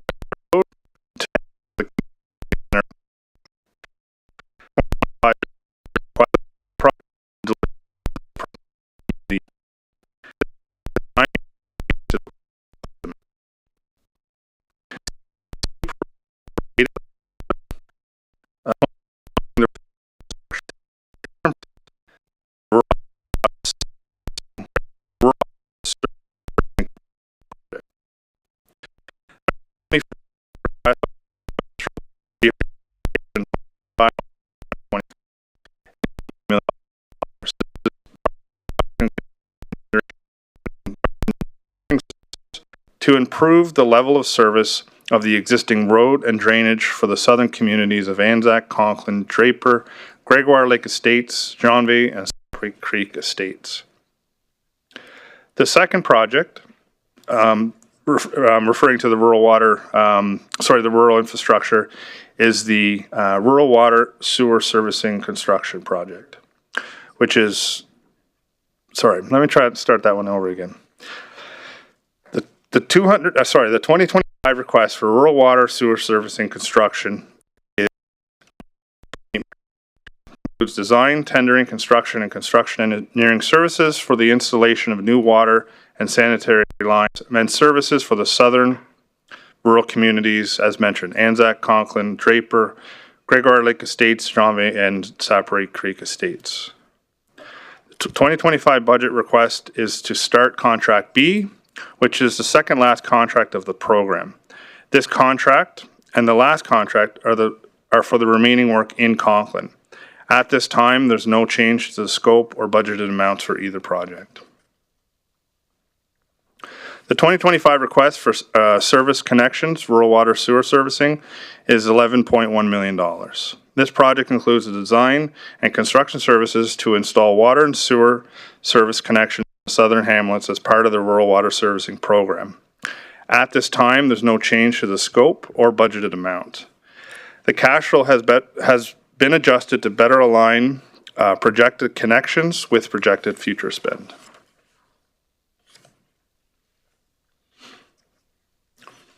The Project Management Office 2025 capital summary includes 7 ongoing projects for a funding request of $56,279,938 in 2025. The 2026 to 2030 plan is estimated at $117,506,062, which is the remaining work associated with flood mitigation, rural water sewer servicing, and related infrastructure.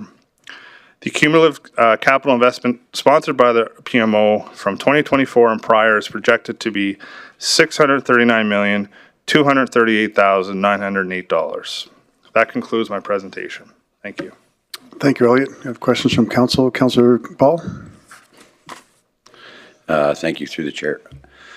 I've only actually got a question about, frankly, your group. Obviously, you've only got a short list here, but in reality, you deliver a significant more number of projects shown here. Correct. Are you able to kind of give me a ballpark number of the number of projects that your area delivers and roughly what that valuation is? You got a big responsibility. I'm just trying to wrap my head around that.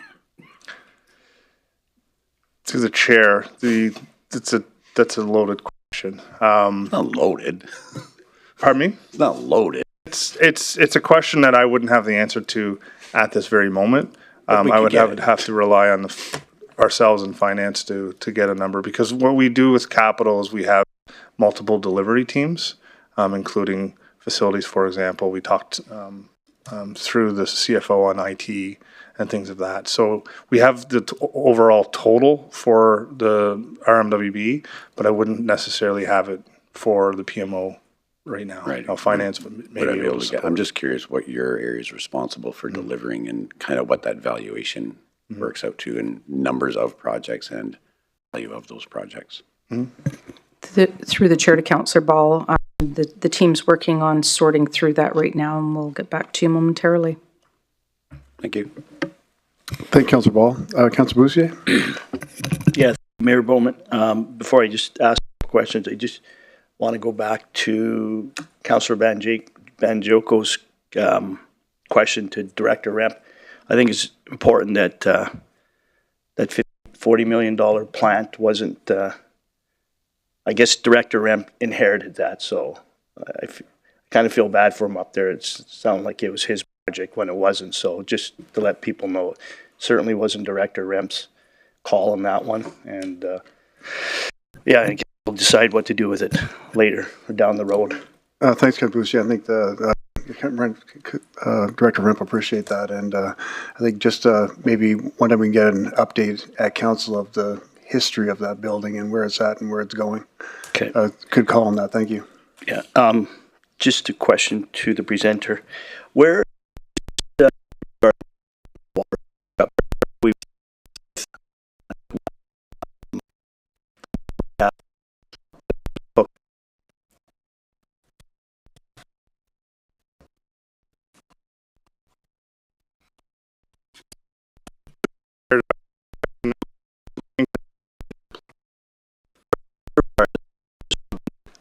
most of my conversation with folks in Sapri, but I did talk to a few at Anzac. So some of the quotes to do the hookup was outside of the permissible allowance that the RM was assigning to their lots, and there was some struggles. They had to get a second or third quote or whatever. So yeah, I'm just looking for a percentage of people that have hooked up. How many are hooking up this year and next year? How many have said they're not hooking up? Because I've had a few folks that say they're just going to ride it out. Through the chair, at this present time, we have 40.2% that are connected. 40%? 40%, correct. So that's connected of the developed lots in the region that we're referring to, the Southern Rural. In progress, we have 51.7% or 52%. So that would be either work in progress, like in the field, or work in progress in terms of planning and application approvals. Are all the communities now basically good to go? Anzac, Conklin, Gregoire? Through the chair, Sapri Creek, Gregoire Lake Estates, Anzac, and Jeanvay would have their infrastructure installed. Conklin has 5 contracts. We have, 6 contracts, and there's 2 remaining to execute. And we're in the process of finishing off the 3rd. So we finished 3 in Conklin. We're working on the 4th, and we got 2 coming. Okay, and are people mandated to hook up within a certain time frame? Yes, correct. Through the chair, correct. They're mandated. Yeah. Was it 10? Is it 10 years? Through the chair, it's 5 years, 5 years? post completion. Okay, and just the other question through the chair to Elliot: when we just looking at flood mitigation costs to date, do we include land costs, like when we have to go out and purchase land, or is that put in a different department or a different area? Through the chair to Councillor Boussier, Like Longboat Landing, as an example. I believe we had to buy some land down Longboat Landing to construct the berm or the flood mitigation. Would that number be in this figure, or would we put it in a different department and not include it? Through the chair, I believe I know the answer, but I'd prefer if Planning Development Services respond, because I understand it that there's a fund that is held within planning and development, but I don't know the history particularly of the Reach 7, so maybe we can have Director Owens. Through the chair to the question, for that particular project, you're right, Councillor Boussier, that was the monies for the land were taken out of budget that was held by land administration. Land administration used to carry quite a hefty capital budget for those purposes, but moving forward in your budget package, you'll notice that we no longer have a capital budget in land administration. We're looking to include those land costs within the capital projects themselves for transparency. Okay, thank you. Thank you, Councillor Boussier. Councillor Dogar? Thank you, Mr. Mayor. Thank you, sir, for the nice presentation. You see, this is the same department which was engineers department before, and you have been posted as a director. The good change I see is now is a qualified man on this department. But what are the gains in dollar value? What are we gaining? Is it only a change of name, or some purposes that save our budget also? Through the chair to the question, the PMO is not engineering renamed. When the PMO was created, it was the organization as a whole was looked at and was realized that there was many sort of project delivery pockets in the organization. There was a decision made to bring many of those delivery teams into one group, and that one group is the PMO.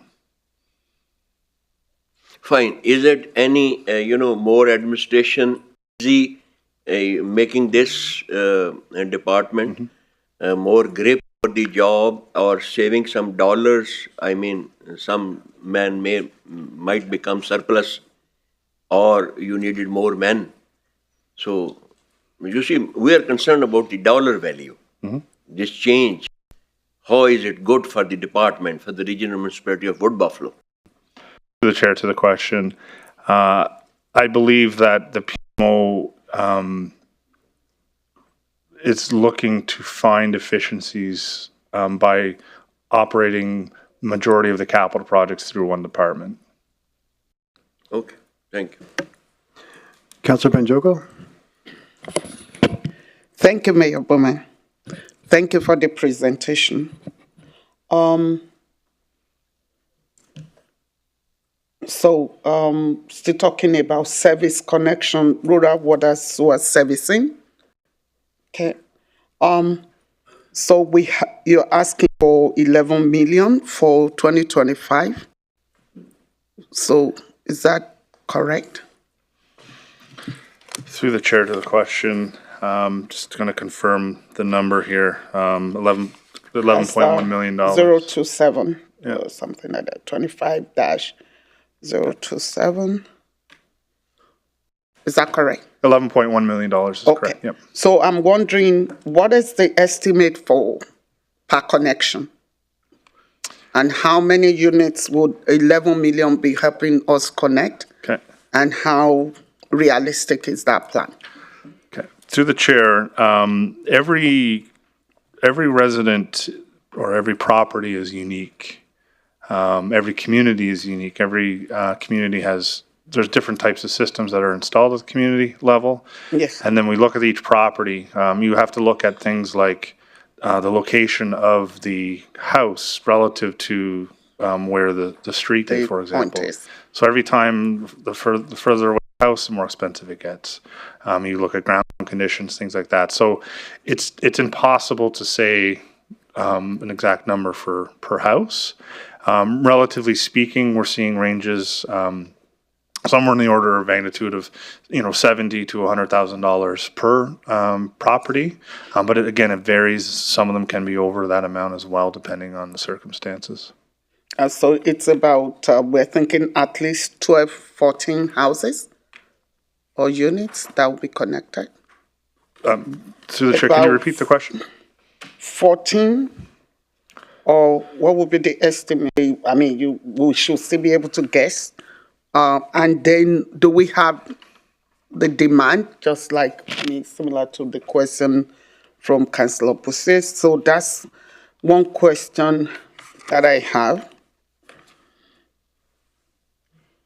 I know you can't have the exact figure of 68,000 or 72,000, but I'm guessing it will be around 12 units, 14 for 11 million. Through the chair, I'm just looking through the documents here.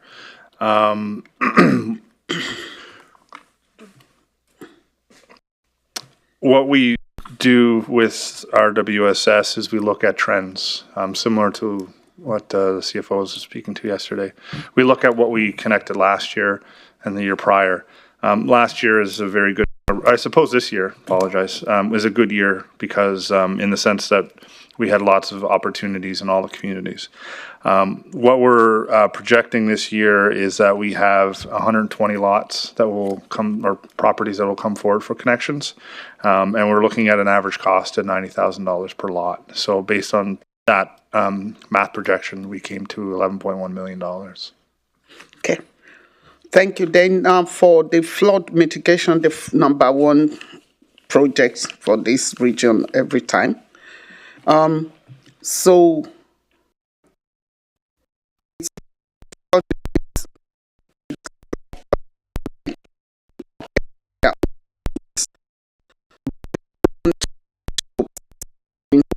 reach so that we can know where the money is going and you talked about generally what will be done. Is it possible to have it a little bit more specific for the 26 million that is requested for 2025? The chair, that information can be made available. Thank you. Just to clarify, what we did this year with flood mitigation is we are now coming to council approximately every quarter to give that breakdown. Yes. And so we will be coming to council in the new year with a new update. So that was the intent, was to bring that sort of information. Understanding that your administration is requesting a very large amount of money this year, we can provide that information, how we came to that $26 million. Thank you. I would like for you to provide that. And for 26 is 50 million. I guess we'll cross the bridge when we get there. But if we can have some breakdown, that would be good.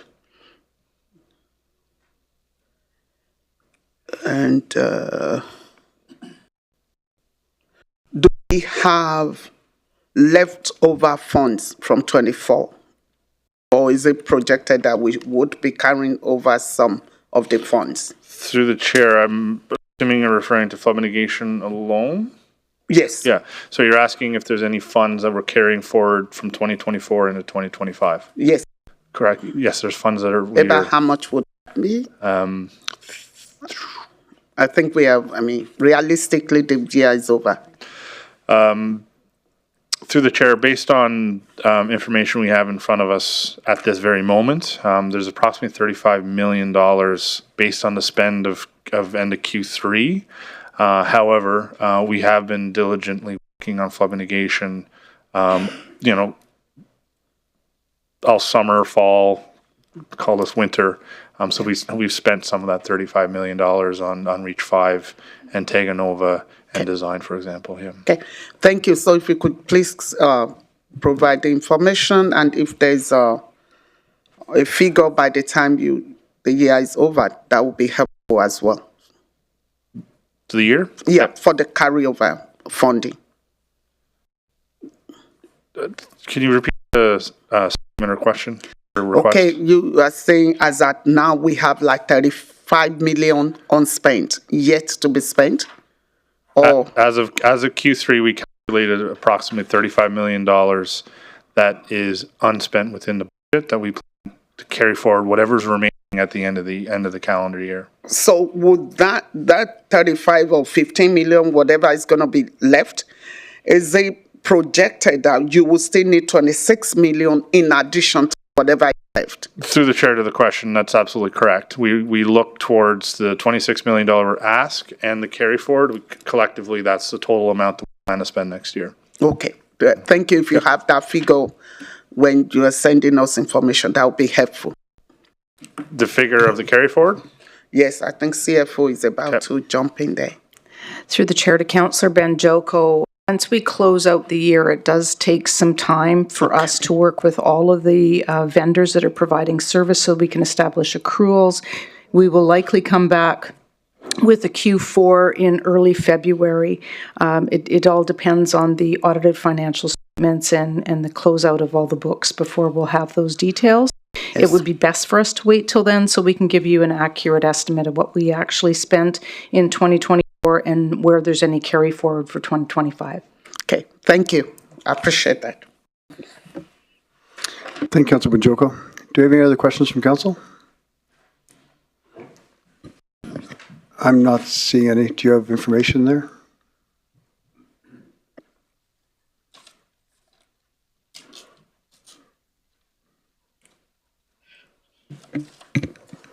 Thank you, Ashley.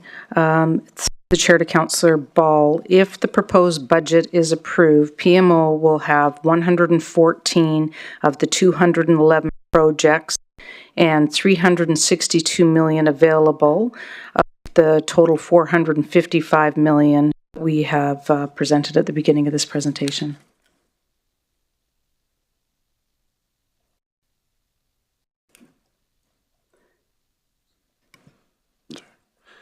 Thank you. I guess, but that number is just for, is that this year or like the total value? I mean, just the total value of your projects alone, just on this one sheet, is like 639 million, which includes obviously past spends. I was just curious what your total is for all of your projects. Through the chair to Councillor Ball, you're looking for the total approved budget for? Yeah, for the PMO's office, just how much they frankly are ultimately responsible for. I mean, right, like this line here says, I believe 639 million. There's obviously other projects. There's only a list of 10 here. So there's another 100 some million that, or 100 some projects that bring up however many more millions. Yeah, so those numbers were available to deliver those projects. Okay. I can get the FOs. Yeah, that's what I was curious about. Okay, but it would be a total responsibility. That's all. Okay, but total. Thank you. So it's 114. If the budget is approved today, then they will be delivering 114 projects of the ongoing 211. Correct. Okay. It's essentially 50% of the projects that are in flight and just over 50% of the total 2024 and prior budget. Right, okay. Through the chair, just confirm that you asked for the total budget of all projects that are currently on the books for the PMO. Thanks, Councillor Ball. Do you have any other questions from council? I'm not seeing any, so thank you, Elliot.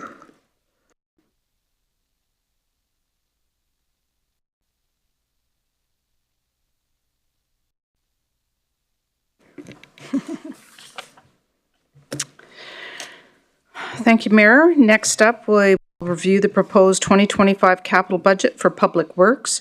Joining me is Director Smith.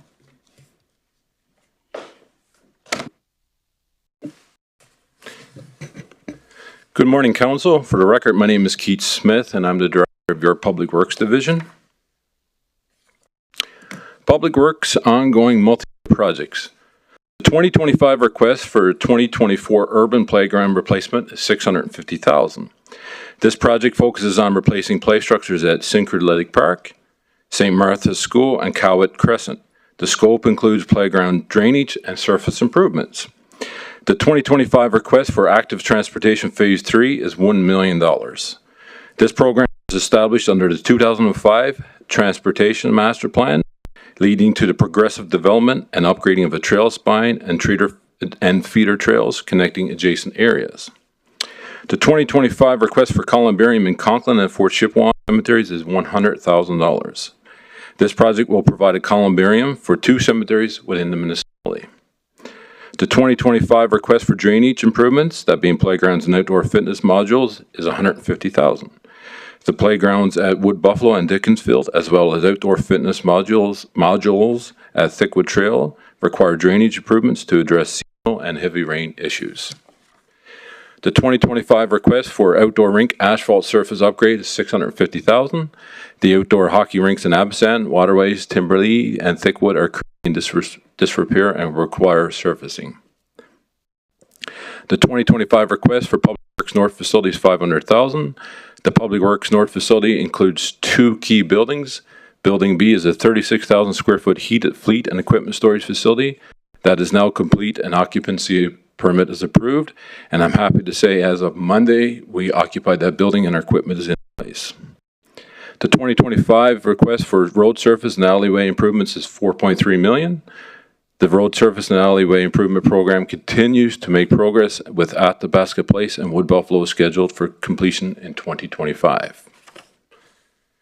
New projects, 2025 capital new project, fleet heavy equipment replacements. This request supports the replacement of heavy vehicles and equipment that meet or exceed fleet services replacement criteria.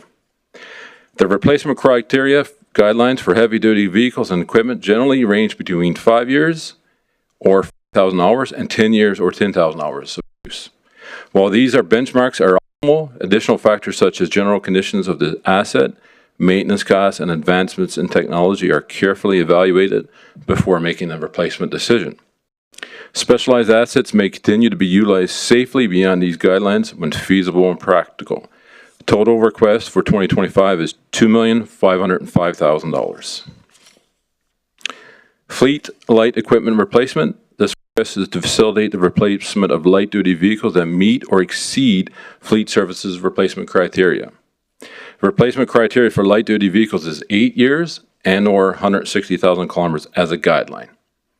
Like with heavy-duty fleet, replacing these vehicles will lower the fleet services operating budget by spending less on maintenance and increasing the availability of these vehicles. The total capital request for 2025 is $3,200,000. Fleet hydraulic wheel dolly. The purchase of this lift will improve efficiency in the fleet services transit shop, where 4 heavy equipment technicians are on duty at any given time. The need for these employees to share one lift impedes productivity and is not practical given the type of work that is performed on a regular basis. The current setup requires significant coordination to work to ensure the available lift is only needed by one technician at a time and for the duration of assessment. The total capital cost is $13,000. Mackay River Bridge Repair. This is a single-lane bridge in each direction that spans 141 meters over the Mackay River with a pedestrian walkway on the south side of the structure. After conducting a monitoring program on the structure from 21 to 24, we have a technical memorandum with recommendations to complete structural rehabilitation based on the early signs of deterioration. These rehabilitations will improve the current function and restore the structure to the original condition, thus allowing it to meet the intended life cycle. The capital cost for this project is $2,500,000. Recreational Trails Life Cycle, Birchwood Trails, and Lion Park Trails. At the time of publishing the budget agenda, the business case for this project was in error, which was translated onto the slide content. We have provided you with the correct business case this morning, and the slide before you now correctly represents the 2025 request. The estimated cost to complete the work for both trails is $765,000.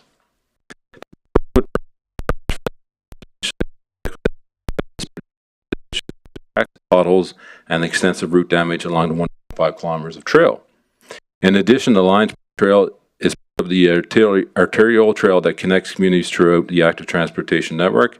This portion has shown major deterioration that is beyond the repair capabilities. The estimated linear distance of this trail is 0.2 kilometers. Completed rehabilitation will increase trail's longevity, remove hazardous conditions, and provide better recreational opportunities for trail users. Rural bridge repairs. 3 bridge structures that have been identified for major repairs under the Bridge Inspection and Maintenance Program. These include charred siding, Jackfish River in Conklin, and as well as Sapper Creek. Completing these repairs maintains the integrity of these structures. The capital cost for this project is $1 million. St. Anne's Playground Replacement. St. Anne's Playground is a popular facility in the Timberley area, and without replacement, some components may soon need to be decommissioned, reducing service quality. The playground has reached its useful lifespan.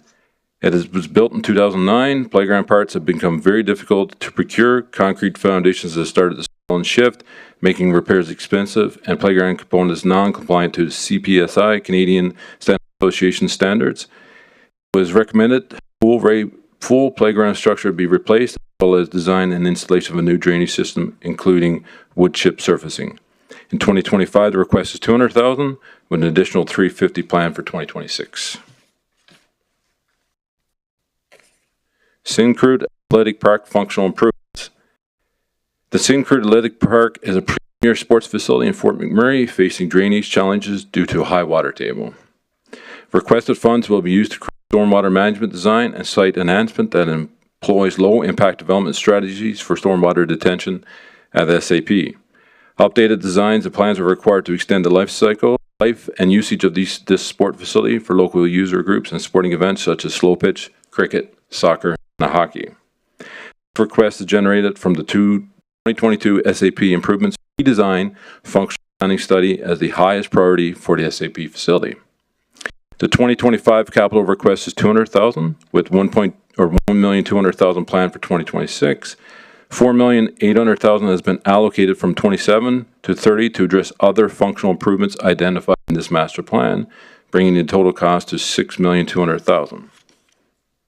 The Public Works 2025 capital summary includes 8 ongoing projects and 8 projects for a funding request of $15,668,000 in 2025.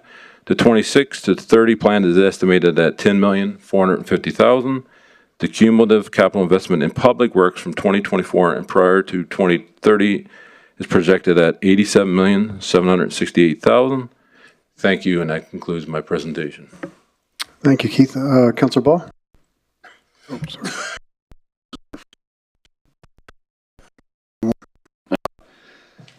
Thank you through the chair. Thank you for the information, Director Smith. I just want to ask you about this Syncrude Park one. Yes, sir. This functional, what are we calling it? Functional drain or functional improvements? Yes. I heard you briefly mention this project, the $1 million for the SAP drainage improvements. What happened to this project? Excellent. That's an awesome observation. Thank you, Councillor Ball. If you recall, SAP was built in 2005. It was originally built on a fen, and I believe you may have been involved in that. And there was actually a few creeks that went through the park, so it is quite wet, and the drainage issues are immense.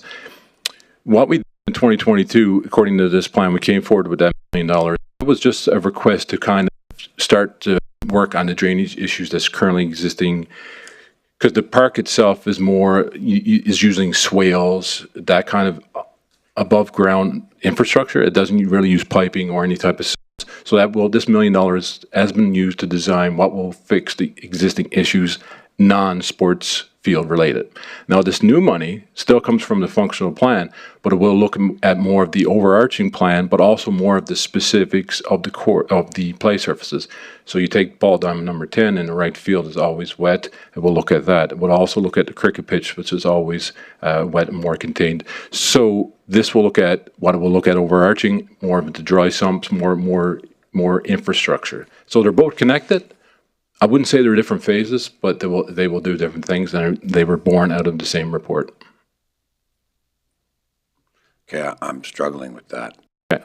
So, and I don't know how to, and no disrespect, but that's not what we were told in 2022.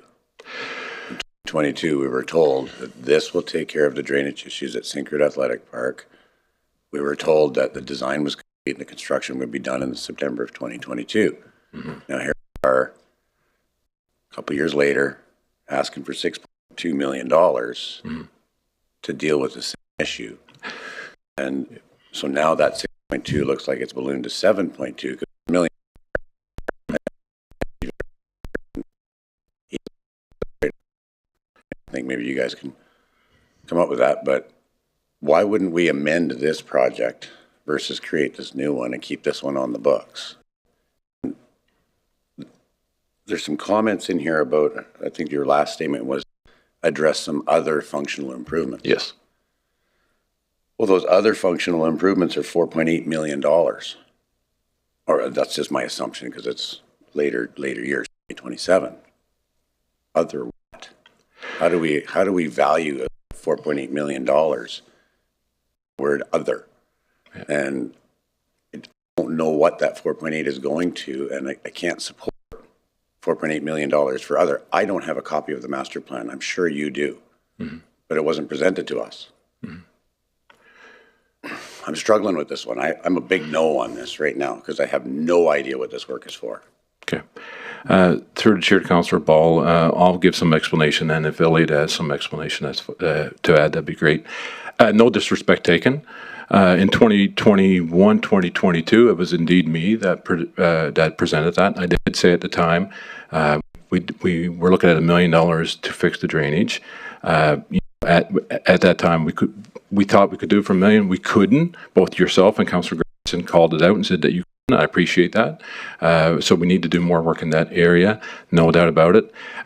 This plan, I don't believe it was presented to council, but what we did was we looked at how we can make SAP improve it.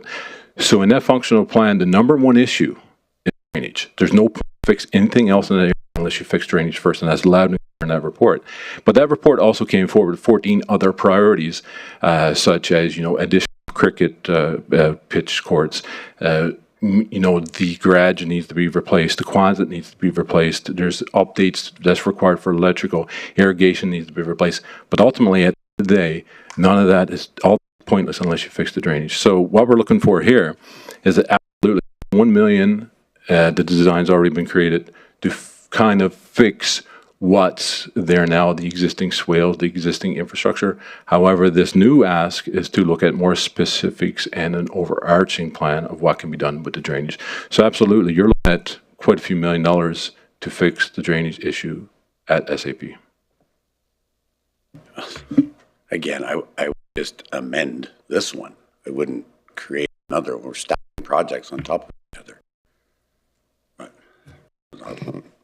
Thanks. Through the chair to Councillor Ball, you could amend the original one, and that was the way we could have went. However, I do believe that the reason why we went this way is that the design was already completed. to do the non-playing areas drainage. And this new project, even though it's built upon the request of that functionality study, will continue that project. So you're right, we could have amended it, but it's kind of two different phases.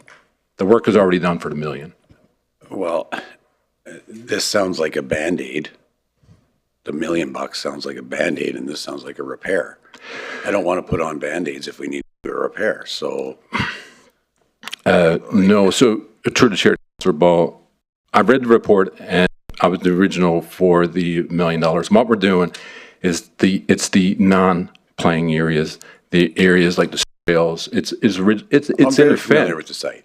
Sorry? I'm very familiar with the site. I understand what you're talking about. Yeah, I'm sure you are. I'm just saying for the public may not be as aware of SAP as you are. So that will definitely fix that area, but it's not a Band-Aid. We're not going to abandon the original drainage that was placed. It's going to be an enhancement. So, and the functionality, the functionality study talks about putting in dry sumps, more piping, more infrastructure, just improving that park as a general. So it wouldn't be Band-Aiding this and then scrapping it and building onto it later. It would be an enhancement. That's what it feels like. It absolutely feels like that. So, all right, I guess we'll move on. I do have a couple other questions about other ones. St. Anne's Playground, why is it broken into 2 years? 550,000, 200 in this year and 350 next year. I'll speak to that from a delivery perspective. So the St. Anne playground, as you likely know, and what we looked at as a PMO is we said we need to procure the design build team. We need to then design the product. We then need to order the materials. And what we were nervous about doing is entering the schoolyard to replace that playground while school was on. So what we have planned is to do the design and order the materials this year, and then in the following year, 2026, we'd go in and replace it at a time when it's safe to do so. Which makes perfect sense. But, I mean, 70% of your costs are your components. Mm-hmm. And I think they take anywhere from 6 to 8 months for delivery. Mm-hmm. You're going to need more than 200,000 this year. And it's so, I've built through the chair. I built a few of them. So. Yeah, through the chair. You're suggesting that the 200,000 we're asking for in this year ain't enough? It's not going to secure your product. So through the chair, typically what we see is we pay for the product when it arrives, and so when it goes into they won't give it to you.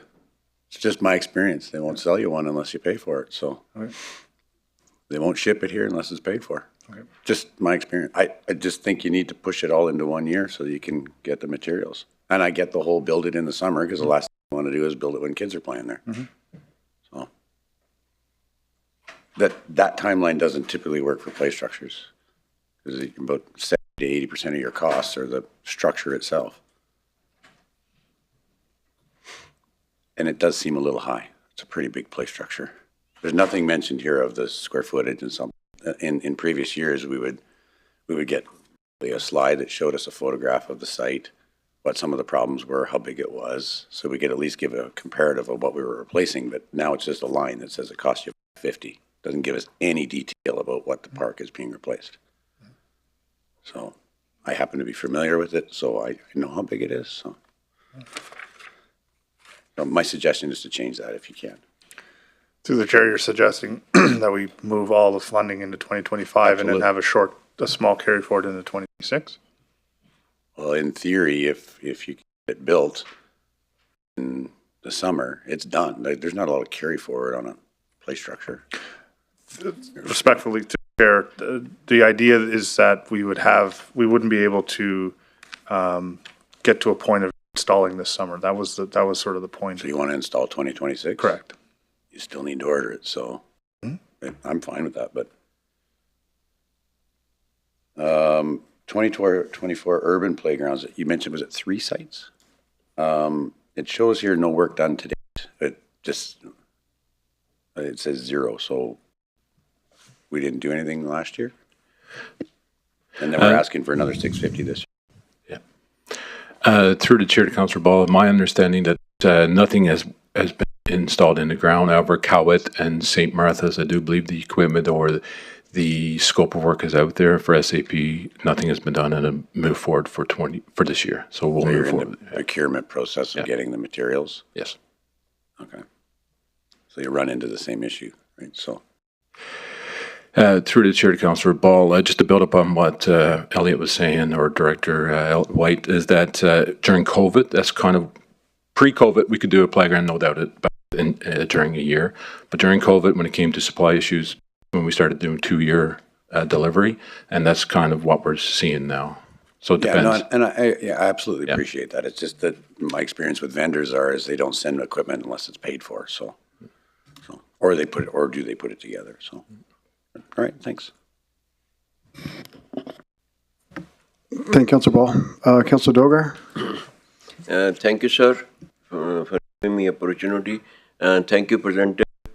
Mr. Smith, thank you very much for presenting also, and your services. And that is, I felt it throughout the region, from every corner, nice, very fine services. My question here is, I am myself 24 and prior 50 million. Then suddenly it goes to sky high, and then the next reading is falling down.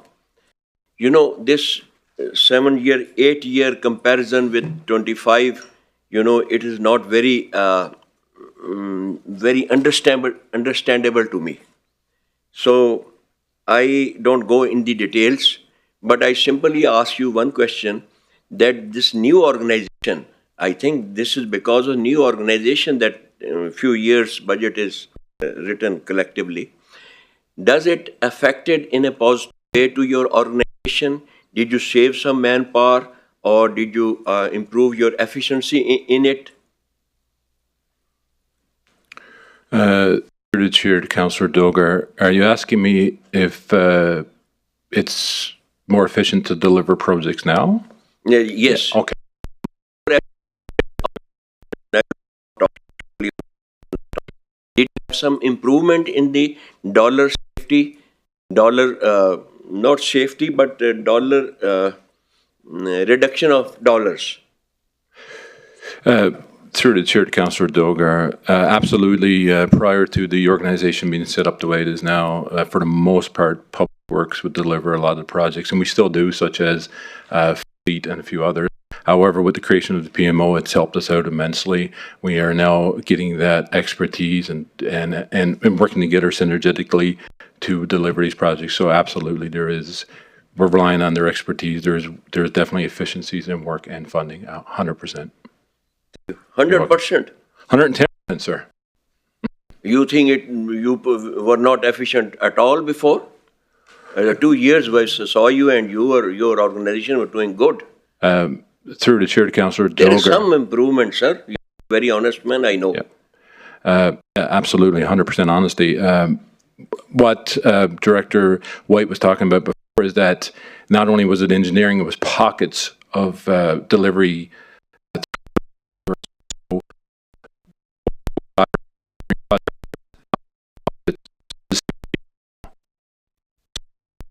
In the same office, so it's the great people that delivered parks are the same people that did it last year, the year before that. Same results. Thank you. Thank you, Councillor Dogar. Is there any other questions from council? I'm not seeing any. Oh, sorry. Go ahead, Councillor Ball. Yeah, we were handed this one this morning, the pickleball court.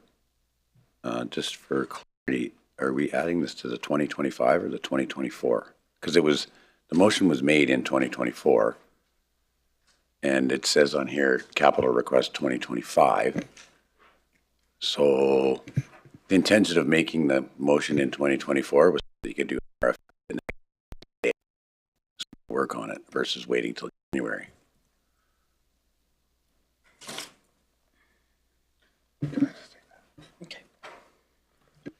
Through the chair to Councillor Ball and the question.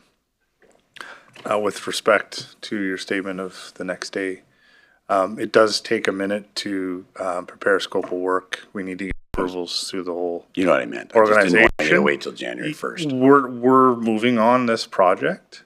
It reasonably takes time to go through the organization and get approvals before we can get it to market. So even if it was a day, it takes a minute to SEM. So whether it's in 2024 or 2025, I don't believe it will change the delivery model. We are working on it in the background. Fair enough. Just that was the purpose. So it's going to be 2025 funding. Okay. That's just for clarity. That's all. Appreciate looking out for the delivery of the project. Thank you, Councillor Ball. Do we have any questions from council? I'm not seeing any, so thank you, Keith.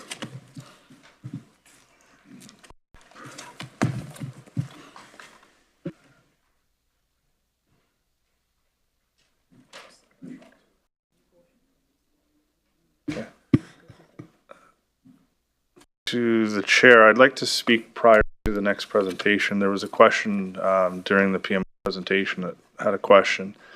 The question was related to how many projects the PMO manages and the dollar value. We manage 114 projects, and I'll give you the full number here, or at least my best attempt: $1,040,922,980 million. So $1.04 billion if we approve the budget as it sits today.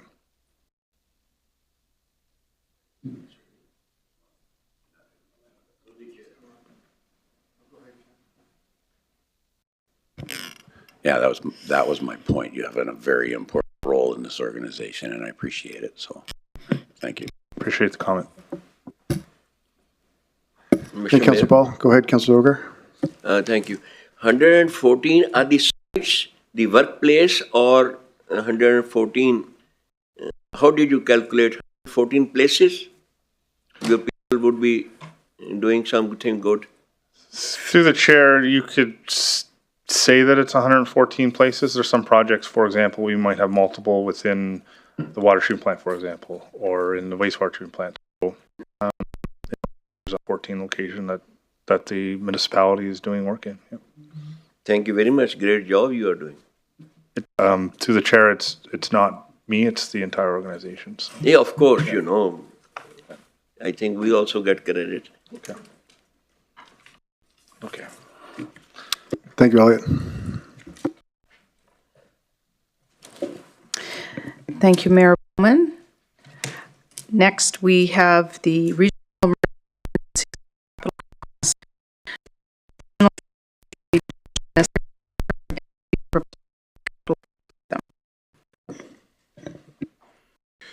Good morning, Mayor and Council. For the record, my name is Jody Butts. I'm the Regional Fire Chief, Director of Emergency Management. Our first capital project is a 2025 ambulance replacement. RES provides emergency medical services in Wood Buffalo under contract with Alberta Health Services. Replacing one ambulance each year supports our replacement strategy of maintaining a fleet of 8 ambulances, meets the MWB's obligation to the terms of the AHS Ground Ambulance Agreement. The replacement cost is projected to be $425,000. And I want to highlight an important note here. My next point is under the new ground ambulance agreement that we've settled here with Alberta Health Services in 25, the RMWB, we will see a 90% capital cost recovery over a 5-year life cycle of this ambulance and future ambulances. The second project is the RES Light Fleet replacement. Replacement of 4 emergency light fleet vehicles that are in poor condition and end of life. 2 replacements were deferred from last year.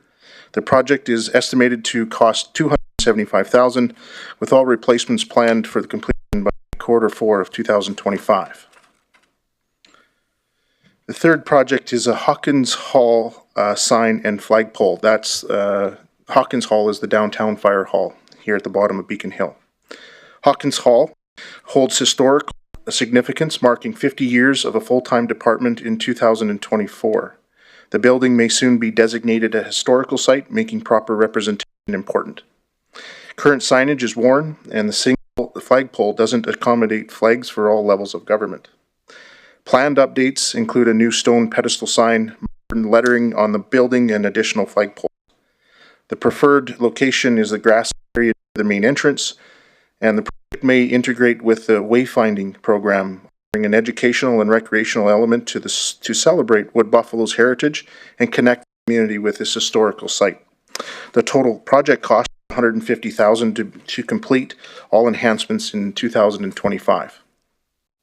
Our fourth and final project is the Conklin Fire Hall water and sewer upgrades. The Conklin Fire Hall is currently on trucked water and sewer services.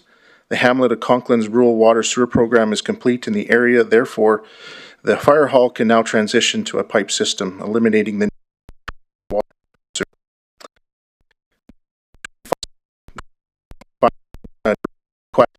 2025 to initiate the Conklin Fire Hall water and sewer upgrades.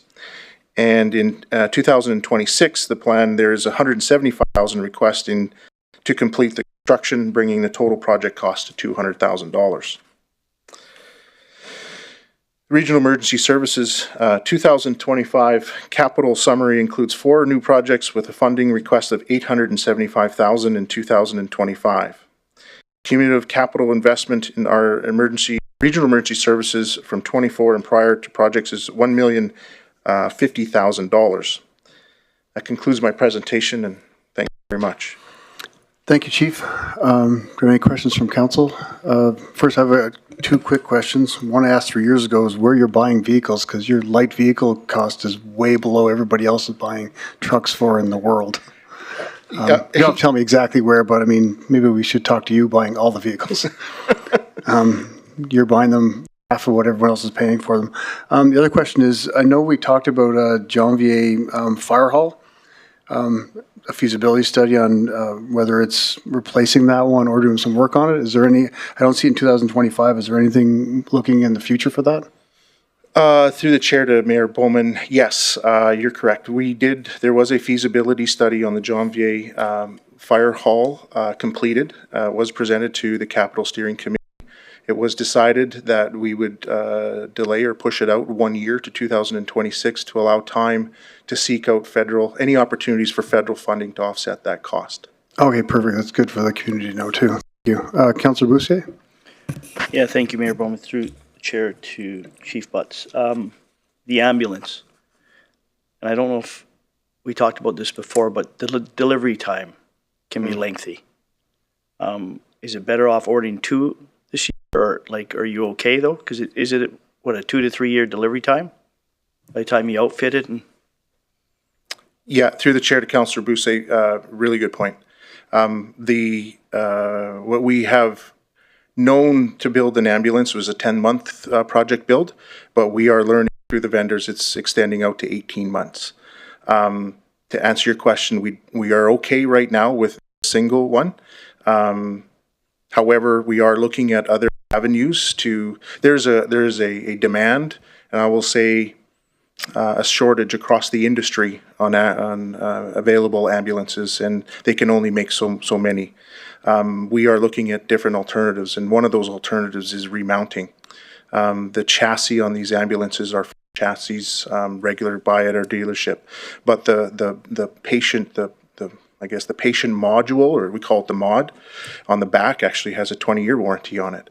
So we're looking in 25 here, understanding the increased build time and the difficulty of vendors to meet those asks or those requests, build requests.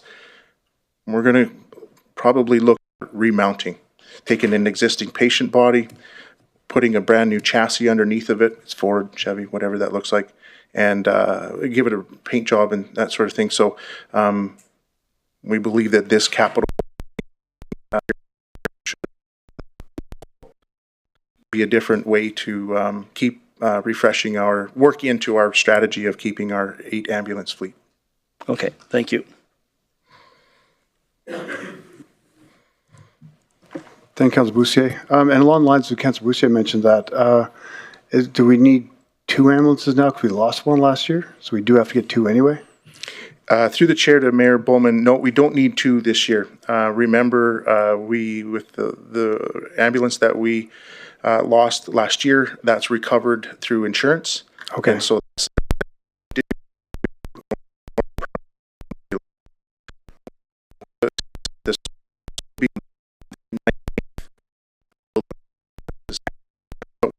Thanks for the clarification. Councilor Dogar? Thank you, sir. Mr. Mayor, thank you, Chief. Very nice presentation, like always. I'm extremely grateful for the good your services. There is hardly any budget question to be put up to you because of the acknowledgement of your services.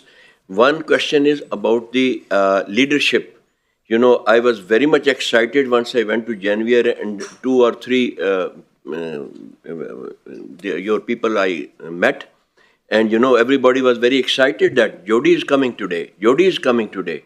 In my opinion, I was a department in fire and other army people. We were always in confusion people than the boss coming.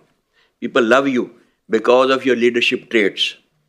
Do you, your personal example is of course there. You have been with your troops over 2 decades, what I feel. But do you use some special measure for motivational training or motivational speakers, or do you do some sort of extra measures which I don't know? Through the chair to Councillor Dogar, thank you for the comments. I can say no, nothing special. I would probably give credit to my upbringing.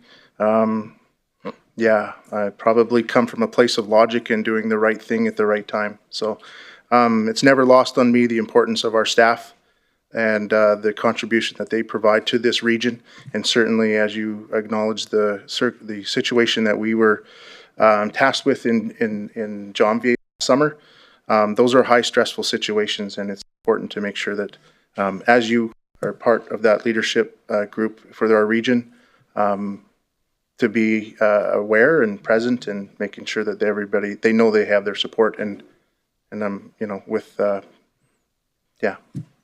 I appreciate your popularity. Thank you. Councillor Banjoko? Thank you, Mayor Sandy Bowman. And I must appreciate your popularity as well.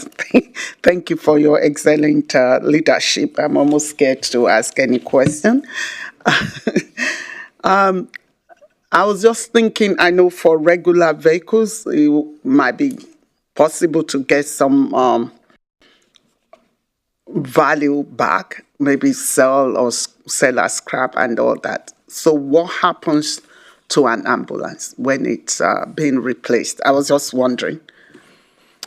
Our those ambulances that we replaced there, as you can imagine, they've been on many emergencies, and time is of a factor. So we really appreciate the work of our mechanics to keep those ambulances on the road. But after 8 years, they're very tired. And following our municipal surplus policy, they hit the, it's a government website for that's offers the public opportunity to purchase them. Okay. Thank you. And thanks again for all the great job. Thank you, Councilman Joko. Councilor Boussier? Yeah, thank you, Mayor. Through the chair, just a general question. Do you guys have a riverboat? We, through the chair, yes, we do. And the RCMP have one as well, right? That's correct, as well as the search and rescue. Okay. Just curious, what kind of condition is your boat in? It's very good condition. Oh, is it? Okay. Hardly used. I would say that if I was to ask the staff, they would say it's underpowered. But there is some reasoning behind all of that. Happy to explain here now, or we can identify that No, I was later. just curious because I drive by quite frequently and I'm way to boat launch, and it could have been just maybe another firefighter's boat in there, and I just thought, well, hopefully that boat's not coming to rescue me if I get hurt. Yeah. Through the chair to Councillor Boussier. Okay. So, in 2020, in the flood, we acquired some little light, very light 9.9 horsepower little boats. That's probably what you've seen. Those are for inland flooding. And as we've seen, to get around our community, instead of the big riverboat, we downsized that boat to the little tin boat, 12-foot tin boat, to just help that evacuation in those flooded areas. That's the purpose of those. The intent, those smaller boats, if we can use them effectively on the river, but that's not their intent. Okay, just out of curiosity, Chief, how many calls do you get a year between the Athabasca and Clearwater where you're called out for? It wouldn't, sorry, through the chair to Councillor Bousset, it wouldn't be more than 5. Okay. That we, RES, are used. As you pointed out, RCMP have a boat, and Search and Rescue also have a boat. Okay, thank you. Thank you, Councillor Bousset. Do we have any other questions from council? I'm not seeing any. So again, as Molly suggested, thank you, Jody, and thanks for your positive morale. I guess it is. Thank you.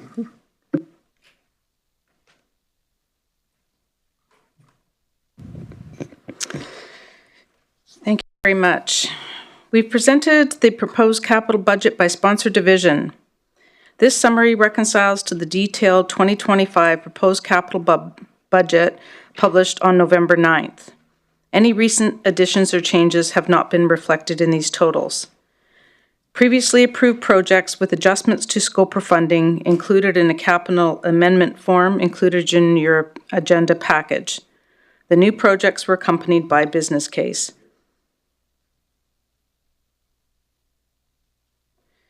The 44 previously approved capital projects total $688,810,211, with a spend to the end of quarter 3 $517,118,970. For 2025, the funding request totals $166,319,165, with a future 5-year plan of $768,677,374, along with a long-term plan of $629,449,657.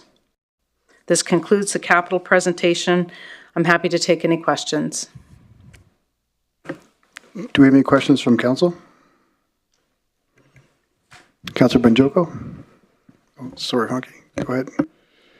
Thank you, Mayor Bowman. Thank you, CFO, for the very many presentations in the last couple of days. So my general observation is that overall, the projection is 16 million for new projects for 2025. A lot of these projects are being pushed to 2026 and beyond. In 2026, the projection is 26.9 million for new projects. So I'm wondering why we seem to be pushing a lot of the projects forward. I heard, of course, yesterday from one of the directors, maybe for capacity, and I heard today because of prioritizing the projects, right? But I'm also wondering if we look at the total cost of ownership for these projects and if the best overall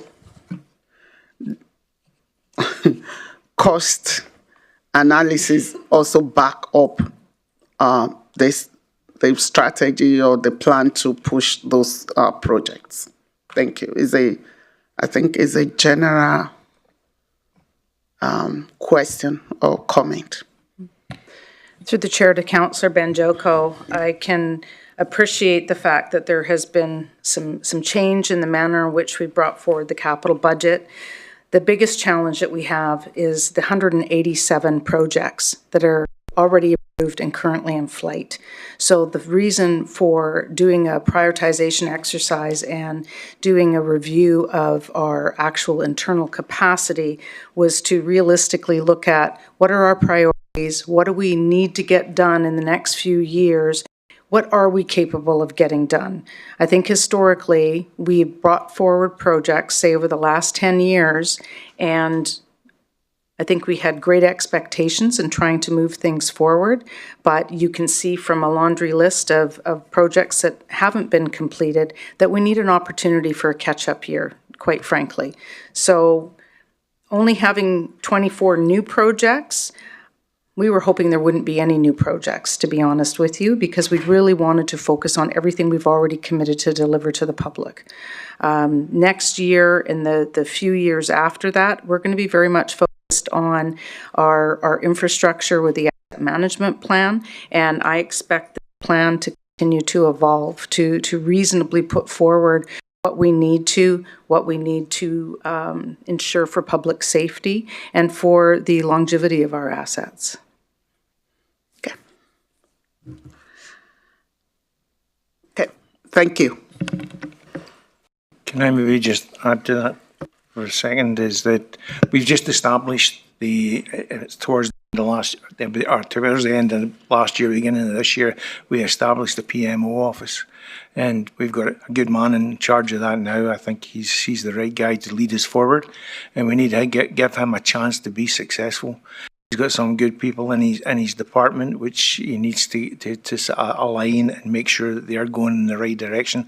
And there's also some vacancies there that we need to fill, and it's going to take some time to fill those vacancies because we're not in a rush. We want to make sure we get the right people as opposed to just people, you know. So that's where we really want to focus on, just catching up on what we've got out there and get that done, and get really a chance to get established and get the PMO office up and running properly. Thank you. Thank you. Thanks, you. Thanks, Councillor Banjoko, and thanks, Sir. Do we have any other questions?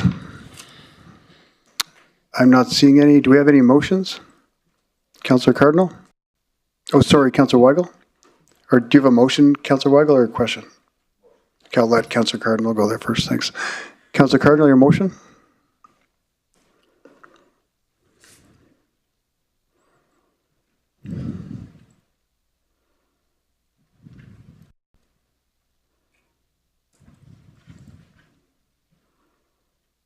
Hello? Yeah, we can hear you, Councillor Cardinal. Go ahead. Oh, sorry. Thanks, Mayor. I just wanted to make a motion to add to the capital budget for 2024. We got a delegate that missed the previous presentation time. So move that administration work with the community of Fort Chipewyan to engage and investigate the formation of a not-for-profit community group for a future project that contemplates designing and constructing a four-hole golf course, including irrigation and equipment in Fort Chipewyan on the municipal lands located on Dory Lake Road, former landfill site, Lot C, Plan 9921844.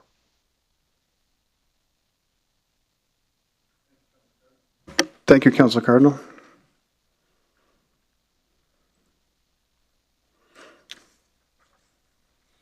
And seconded by Councillor Dogar. Thank you, Councillor Dogar.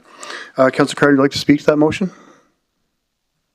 Yes, I would. I look for the support to be able to get, some more participation from the youth and community of Fort Chipewyan with spearheading the initiatives and combating the issues that we have in the community. Recreation has been limited in the community due to the recreational supports from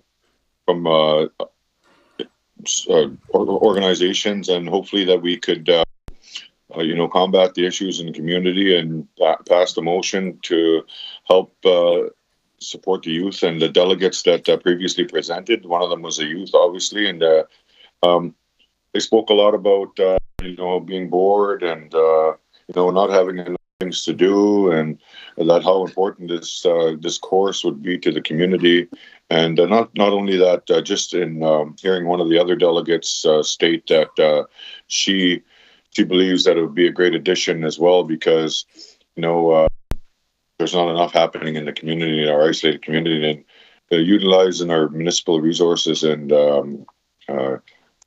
supplying supplying to the community a great recreational facility. I think would be integral to our relationship with Fort Chipewyan, but not only that, support tourism and support ongoing struggles we have in the community. So I look for everyone's support, and I do believe we have one delegate. Thank you, Councillor Cardinal. Do you have questions from council? Councillor Dogar? Sir, it's not a question, but it is my comments about Yeah, we'll do debate and comments at the end, Okay, Councillor Dogar. Okay. Question, Councillor Grandison?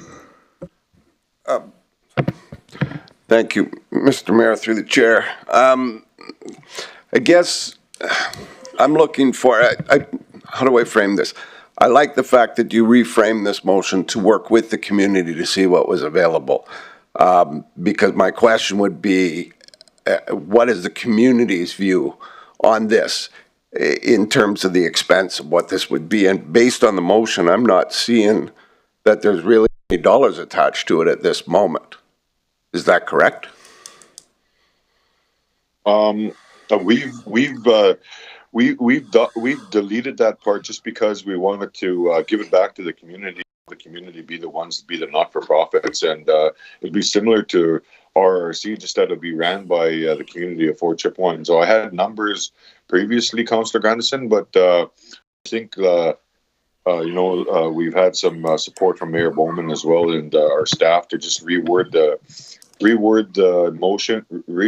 motion, and look for the community members to create this not-for-profit so they could be the ones that actually take care of the golf course themselves rather than us out here at Fort McMurray.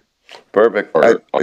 Thank you, Councillor Cardinal. I just wanted clarity, and I appreciate the fact that it's now going back to the community and would support it under its current form. Thank you. Thank you, Councillor Grandison. Through the chair to Councillor Grandison, there wouldn't need to be any money attached to the way the motion's written. This could be handled by our folks in IRR. And if it was a not-for-profit group that was created within the community, then they would have access to the opportunity to go for grants. Thank you. Thanks, CEO. Councillor Boussier? Yeah, thank you, Mayor. Through the chair to Councillor Cardinal. Just looking, Kendrick, for your vision, is it like just a little 4-hole par 3 executive? Is there a clubhouse in the horizon, or is it just? Well, I can see it possibly expanding. Communications with Greg and others in our administration have indicated, there'll be a par 3, a par 4, and a par 5. So I think it's 2 par 3s, a par 4, and a par 5. And it's going to be mimicking the original Mac Island golf course that was provided. The information was provided to me by Greg Walsh at RRC there. So that's how it would go.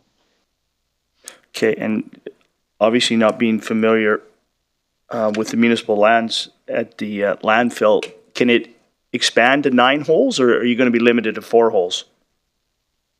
I believe it's the size of the map that I've reviewed. I'll guarantee I could save 6 or 9, but I do have Councillor Paul that's on, and they're willing to work with us as well through Mikisew. So I'm sure that he could answer some questions as well. But at this time, I just feel that the land, the lot that we're on now, I believe that could hold 6 for sure. I wouldn't. I just went through it, but I can't. I don't know exactly the how big it is. I think it could, Councillor Boussier, but at this point I'm not 100% sure. I know 6 for sure. Okay. But if we have Mikisew on board, we could expand for sure. Okay. Thank you, sir. Thank you, Councillor Boussier. Councillor Dogar. Thank you, sir.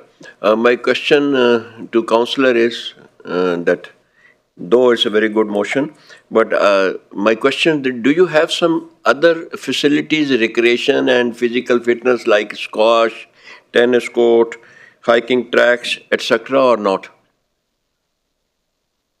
Not any of the ones that you just mentioned, but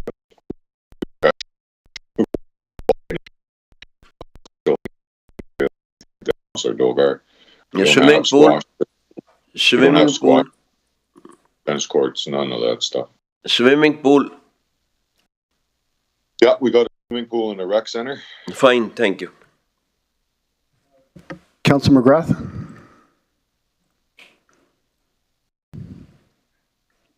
So, to the chair, I believe that would be a perfect fit there, Kendrick and Sean Walsh before his time, but as the president of the FOM, of Friends of Niskanen, there is a blueprint that speaks to exactly what you're saying, a par 5, a par 4, and a par 3. And that's where we're going to go over to cross the Clearwater to Roach's Island. And all those plans are shelved someplace because we decided then the last 3 holes that are on Niskanen today, number 14, sorry, Raleigh's hole, so number 16, 17, sorry, so it'd be 15, 16, and 17, the ones on the back that go along the escarpment of the river. But there's a set of plans for a 3-hole course, a par 3, a par 4, and a par 5 that was going to go over Roach's Island. So it's probably there's something to look at, and it's already done.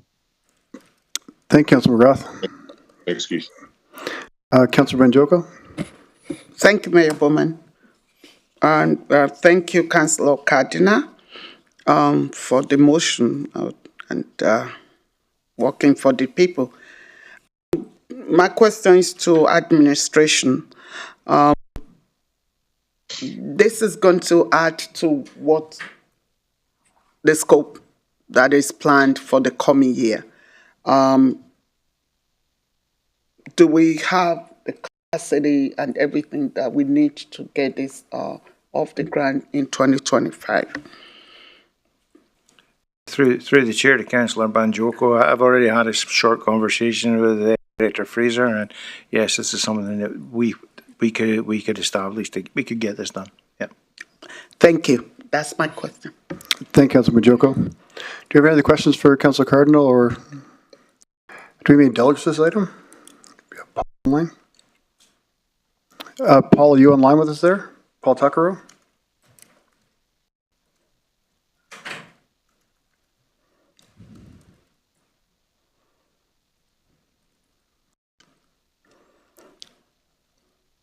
Hello, can you hear me? Yeah, we can hear you, Paul. Thanks. Just if you want to state your name for the record, Paul, and then you have 5 minutes to present, and then just remain online for some questions, please. Good morning. My name is Paul Tuckero. I'm community member here in Fort Chipewyan, also a councillor for the Mixu Cree First Nation. Sorry I couldn't be here early this morning. We had an emergency meeting that I had to attend to. So I thank everybody for having the patience and allowing me to talk now. On behalf of Talkable Kendrick, I support this motion for the 4-hole golf course, and I say that because here in Fort Chip, there's not a lot that goes on for sports or recreation, and if we do, we're limited by the hours that are set in place, and I think having a golf course, I think that'll open up. It'll give the kids another opportunity, even the adults. Because even in the past, like myself, and I reach out to some of you there that are looking for donations for golf clubs, golf balls, because this is something of an interest to the people in the community.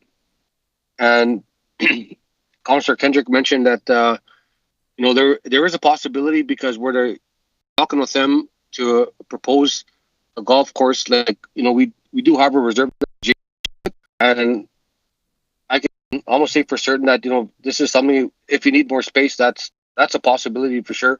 Because at the end of the day, we want to do what's best for our community and our youth, and keep them away from drug alcohol. Because right now we're facing that. We get the calls every day, and this is golf's fun, and it'll give us here in the community another opportunity to who knows where this will lead. We could have our own local tournaments. We could have people train here, golf, and attend. The possibilities are endless. Thank you. Thank you, Paul. Do you have any questions for the delegate? I'm not seeing any questions, Paul, so thank you very much, and give my best to your mother and your family for me. Andy, thank you guys. Thank you for your time. Thank you. Does council have any other questions, comments, or debate points? I do. Or do I get closing comments? Sorry. You can close if you want, Councillor Cardinal. Okay, Does anybody else have any questions, comments, or debate points? I'm not seeing any, so I will support this as it's getting the community involved. It'll be a community-led project, and I think that's what the community needs up there, is them to be engaged and to come forward with their own plan. So I'll support this motion. Councillor Cardinal, do you have closing comments? No, I just, well, yes, I do. Sorry. Thanks, Mayor Bowman. Thanks for everyone's comments and questions. I think it's a great addition to the community, but not only that, I think we've heard from the community. We've done the work to get everybody here at the table, and I've reached out to as many people as I can. I'll get better at this, but I look for the support of the motion, and hopefully one day a future mayor and council can cut the ribbon there in Fort Chipewyan and invite all the kids and do a proper ceremony and bless it and have it open. So I look forward to everybody supporting this motion. So thank you very much. Thank you, Councillor Cardinal. So with that, I'll call for a vote.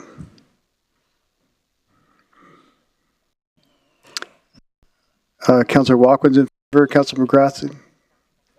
Oh, that's Councillor Cardinal. Councillor Cardinal's in favor and Councillor McGrath's in favor. Thank you.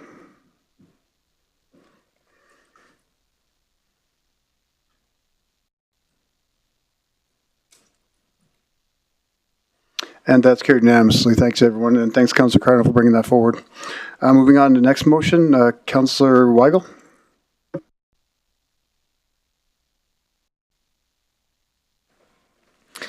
Thank you, Mr. Mayor. I just noticed on the last motion it had Councillor Walkwin and McGrath absent on that vote.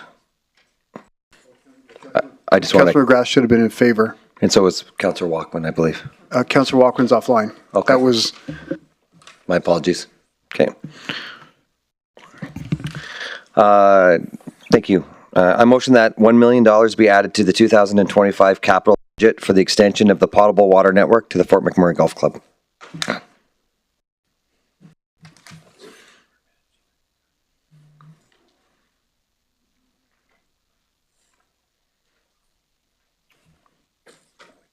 I second.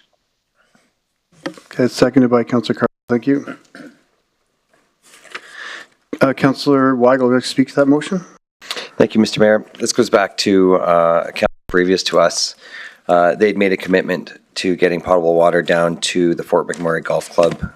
It came back to us later, administration with an inflated budget of $2.9 million. And instead of looking at the business case, we pulled it off. I believe the integrity of council is very important to hold to what we say we're going to do. Businesses make decisions based on the decisions we make. And so we want to go back to the original budget that was approved by the previous council and get it done to the best of the ability of the budget that was put in. Thank you, Councillor Weigel. Do we have any questions? What do you know what year that was approved? I believe it was approved in 2020. 2020, so yeah, we're way over. Councillor Doyle. Thank you, Mr. Mayor. The golf club, that is of Fort McMurray. It's a very lavish arrangement, for recreation for upper class of the community. There are highly rich people, businessmen. So I feel there should be some donation also from them. Also, 50% should be the donation and 50% should be from the municipality side. Thank you very much. Thank you, Councillor Dogar. I appreciate that. I don't think that we know the finances of all of the members there. And so it's one of those things that we wouldn't tax anybody else to be able to do that. And so I'll stay with my original motion, but thank you for your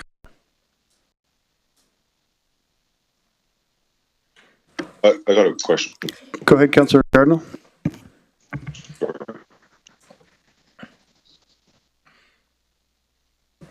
Go ahead, Councillor Cardinal. I think you're breaking up there, Councillor Cardinal.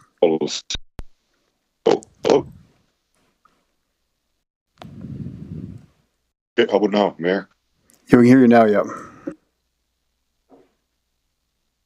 Okay, I wanted to say thank you to Councillor White for bringing the motion forward. Do you feel it's important, Councillor White, to follow through with the implications that previous council members have made?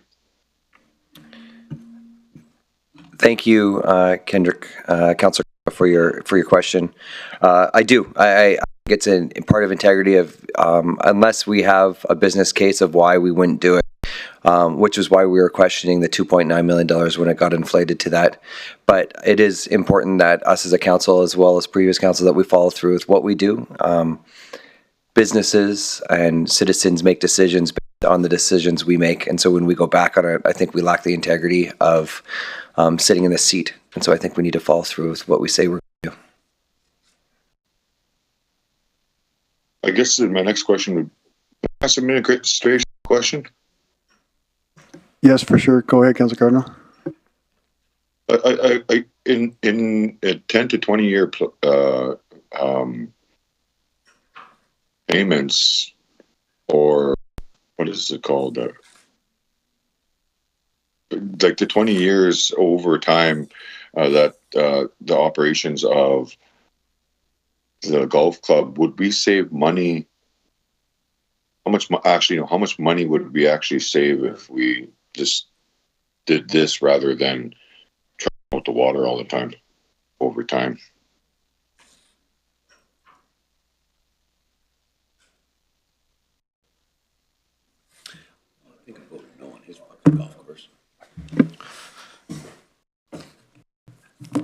Through the chair to the question, currently the club supplies its own water.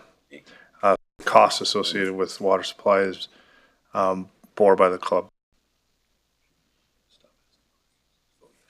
But they actually pay for the water that they extract from our system. Through the chair, so maybe the question needs to be repeated so I can properly respond. Okay. It's okay. How much money do we actually save, or how much money? No, let's say how much money does the golf course save? How much money does the golf course actually save in difference than the money that we would actually spend on the water line? Through the chair, based on the numbers provided by the golf club, based on the analysis completed by administration, there's approximately a $40,000 savings per year by the golf club if a water line were to be provided. Just want to make sure I answered your question correctly. No, thanks, Elliot. Thank you, Councillor Cardinal. Councillor McGrath? Just through the chair for a point of clarity to Councillor Dover. The Tickwood Golf Course was founded by guys like Roy Osco and Jarvis, Leah Roberts. It was a community-led initiative, and as a student of Piano College, was 3 years to build. And I think this will be the first dollar that the city extracted to support the club, and by far is not for the rich and famous, because it's members like myself and kids, junior nights programs, they get bigger and bigger. And there was a point in time here in Fort McMurray where Fort McMurray Golf Club was seen as for the elite, but all that crowd is gone, and I believe that Terry McDowell was the mover that made the club welcome. And if you were there, you'd see the kids. Ladies' night is always full, but most of all, junior golf. The money that's saved from a commitment from 4 years ago, that'll go back to the community in smiles and doing exactly what Henry was talking about. The kids have an avenue to become golfers. We have a couple of local kids here that are on the tour. It's all because we took an interest in the community. It takes a community to raise a child, and this is part of it.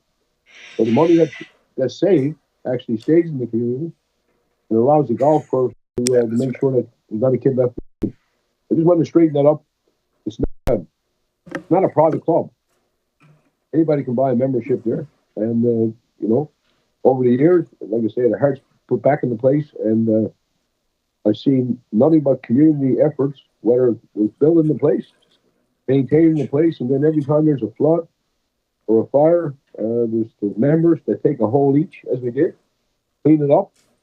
We had lots of support from the First Nations when we rebuilt the bridges. But this is not I don't want nobody to think that Pickford is for the elite. All that generation's gone. And we got 4 golf clubs here in McMurray. I think we're part of a tourism venue that hasn't been tapped into. So, not for the elite, for the whole community. Thank you for that clarity, Councillor McGrath. Councillor Lovely? Yeah, through the chair, I just have a quick question. So the proposed $1 million, is that just to bring the water lines to the property line of the golf course? Through the chair, so the question, the $1 million is an estimate to bring the water line to the property line. The golf club themselves would be responsible for doing some mechanical works within their building to accept the water. And that would be coming out of their own budget, right? Through the chair, that would be a private investment that they would have to make. Okay, thanks. Thank you, Councillor Lovely. Councillor Joko? Thank you, Councillor Weigel, and I like the point about integrity, and the public doesn't know, or most people don't know who was the council that approved it. The main thing is a promise was made. So thank you. And the value of the project, is it a guesstimate or is it based on the past when the promise was made in 2020, or is this something that might come back to be 1.4, 1.6 based on the changes that has happened in supply chain worldwide? Through the chair, the question you're asking is around the cost estimate. The cost estimate would be considered what we consider a Class D. So there is a potential that we could see costs escalate due to things like risk. This particular endeavor is risky because we are dealing with an active hill or an active embankment. All construction projects have risk. There's potential for change. So the original cost estimate off the top of my head was approximately $780,000. So the $1 million that's being proposed here provides that variance that we talk about when we do Class D, that 30%. So it makes me personally, I suppose, more comfortable with the idea that if the $1 million is provided, we'd be able to manage the project with the hope that we wouldn't be coming back for additional funds. Things happen in the field. There is always that potential of requiring additional funds, but the intent is to get it done for that money. We did do we have done some significant research. We've talked about this a year ago, and in that time, the administration has spent a lot of time looking at our past costs. So this is not just a guesstimate or a pie in the sky. I do want to mention one thing, because there is a lot of talk about, you mentioned integrity and commitments and things. I do want to mention that the province does own the property. So we do need to, as administration, work with the province to get permission to put the water line in. We've worked in the past with them, we've talked to them, and I just want to clarify that as part of the work, if this were to go forward, is us working with the province to get that permission. Okay. Thank you. Thanks for the answer. Thank you, Councilor Joko. Do we have any other questions from council? Do we have any delegates for this item? We have no registered delegates for this particular item. Okay, thank you. Do you have any other final comments, debate points, or questions from council? Do you have any closing? I do. I'll go ahead, Councillor Cardinal. No, I just, our job as municipal councillors is to go on following through with the work we got, and I'm in full support of Councillor Weigel's motion, and I think it's important that we stick to what we approved in 2020 and keep going. So appreciate it, Tom. Thanks. Thank you. Thank you, Councillor Cardinal. Councillor Watt, any closing comments? No, I just want to thank all the time that you've put in this, Elliot. I know you've spent a lot of time working with Fort McMurray Golf Course and trying to figure out different angles on this. And I appreciate the support of my councillors. So thank you. Thank you, Councillor Weigel. So with that, I'll call for a vote. Online, Councillor Cardinal, Councillor McGrath are in favor.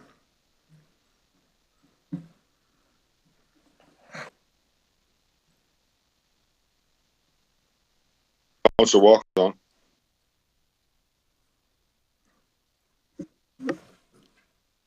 And Councillor Walkman in favor. And that's carried unanimously. Thank you, everyone. Before we move on, one last question for Lori. Lori, with this other capital budget request, do we need to make a motion for this? The recreational trail life cycling for Birchwood Lions Trail? Oh, sorry. Wrong one. Pickleball that we did last week. Yes. Do we need to add that there? Through the chair to the chair. We have that listed as it's already been approved by council, so we will just add it unless we need to formally do it again here today. No? Through the chair, the resolution of council from the last council meeting on November 26th specified that it would be approved as part of, and that we would bring it forward as part of the 2025 operating budget. I'm not sure if that needs to be clarified in this space. And to clean up that, I may suggest that council may wish to rescind the motion from the 26th and add it to the capital. Yeah. Okay. Yeah. So please. Councillor Grandison, do you want to rescind the 26 motion and add this to the 25 capital budget request? Absolutely. Exactly what he said. Okay, we'll queue it up so you can read it. Yeah, I figured you would.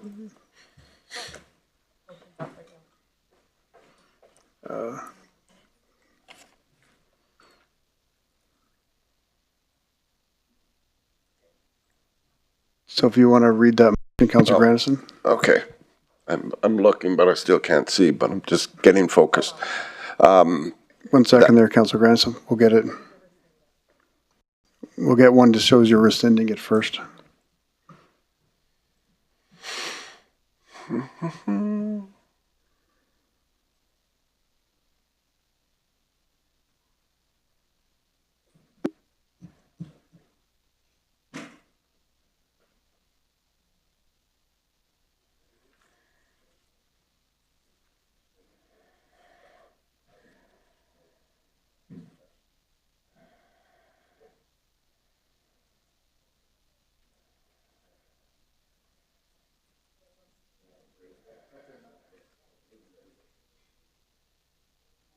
So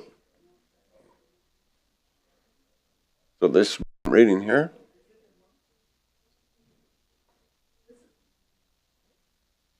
Yeah, the rescinding's not up there.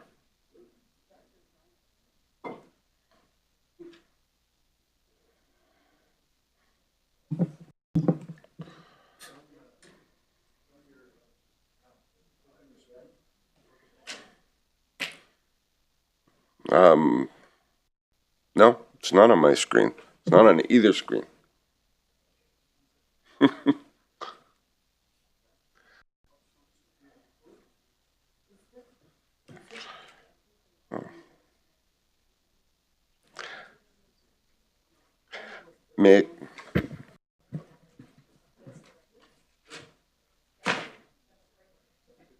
That's good enough? Okay.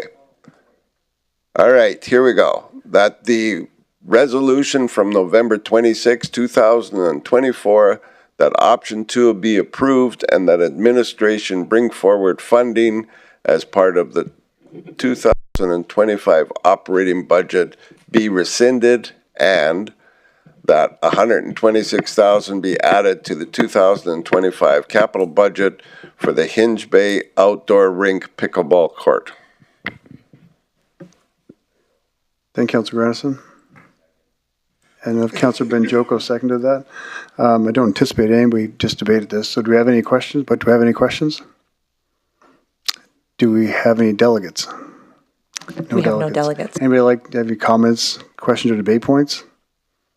We'll vote. Councillors online, in favor? Councillor Councillor McGrath, Councillor Walkman in favor? Councillor Cardinal, you still with us?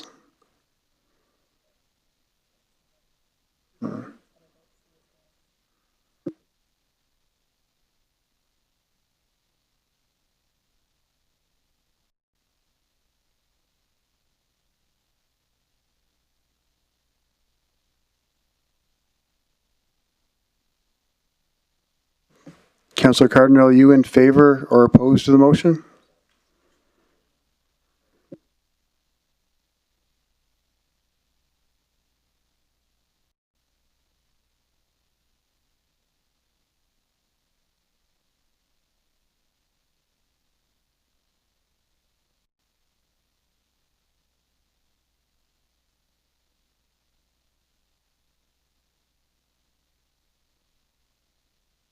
Okay, I'll include that Councillor Cardinal is absent for this vote.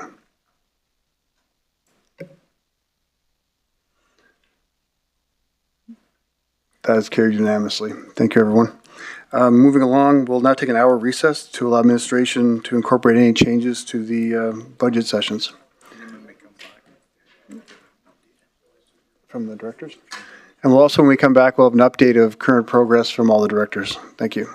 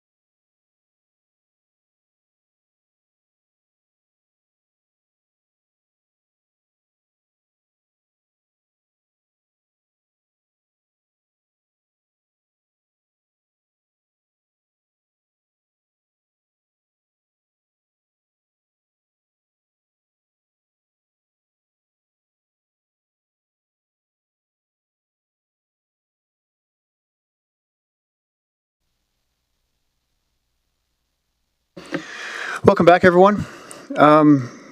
Moving forward, we have, I believe we have a motion to be put on the floor before we go to the final budget. It's you. Councillor Ball. Thank you, through the chair. Thanks, Councillor Weigel, for the rockin' hat. I move that the capital budget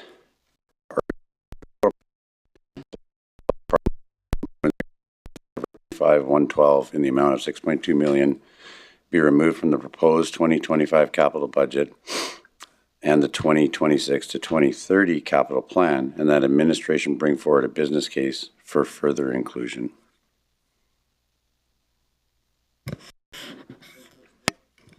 Thank you, Councillor Ball.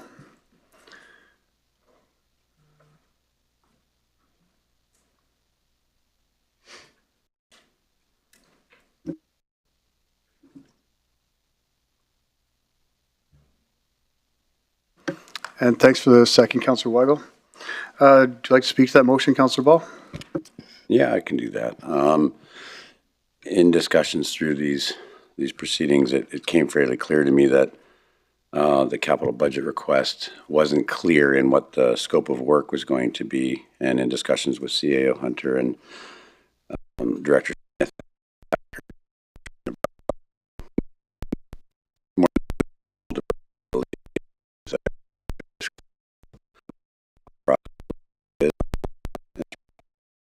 but at this time I just can't. Thank you, Councillor Ball. Do we have any questions from council?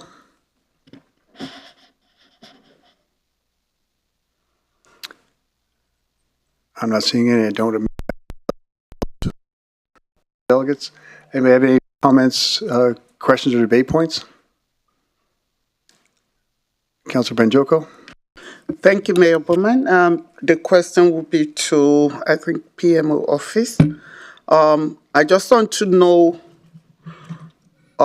if you have any reasons to want to go forward with this in 2025. Do we have any safety risks or anything that we want to that can convince us otherwise? It's a little too high. Through the chair to the question, I'll take one and maybe pass it to your public works director for the other. I believe that with this particular motion that's forward is a responsible motion. There's, from our perspective, the PMO, there's no reason why we can't delay for a minute to bring this motion or bring the information forward. When it comes to safety, I want to ask that Director Smith respond to that, as he's familiar with the operations of the asset. Thank you. Thank you. Through the chair to Councillor Banjoko. At this point in time, no direct safety concern, and I'm okay. The opportunity to still do what we were planning to do structurally in 25, if you remember that original budget. However, this gives us the opportunity to come back with a more robust case, and also gives us the opportunity to give a wholesome presentation on the functionality study for SAP to let you know exactly the 14 priorities and what needs to be done with that park. And it could quite possibly be a bigger ask, but I think that would give us a better opportunity to do such. Okay. Thank you. Thank you, Councilor Banjoko. Do you have any other questions, comments, or debate points from council? I'm not seeing any, so I will call vote. I don't get a closing statement. Councilor McGrath is in favor. Thank you, sir. Councilor Walkwin, are you in favor or against the motion? In favor? Thank you. Councillor Cardinal? Say Councillor Cardinal is absent.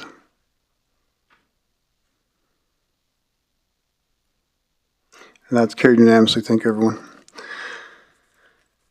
So moving on, I'd like to invite Laura Ferguson, Chief Financial Officer, to provide an overview of the 2025 budget and 2026-2027 financial plan, please. Good afternoon. Thank you, Mayor. I want to thank everybody for their time hearing our presentation over the past 2 days. There was a lot of content provided, and there have been a few changes based on Council's motions, which are now before you. We look forward to another year supporting Council and its citizens. Thank you. Thank you, Lori. We'll now move on to consideration of 2025 budget, 2026, 2027 financial plan recommendation. Can I have someone make that motion?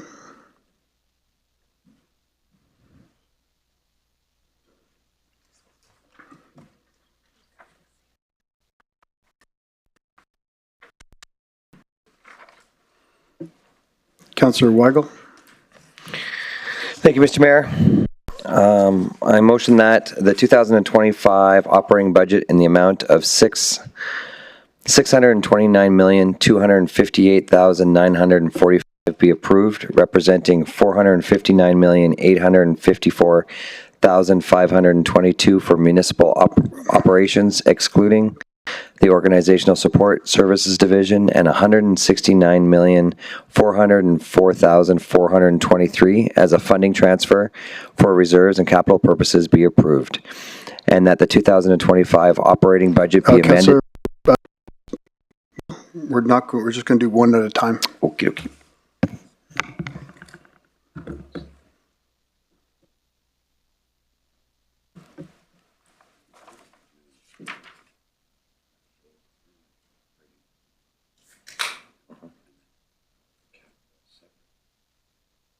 Do we have a seconder? Thank you for the second, Councillor Grandison. Anyone have any questions? Councillor Ball.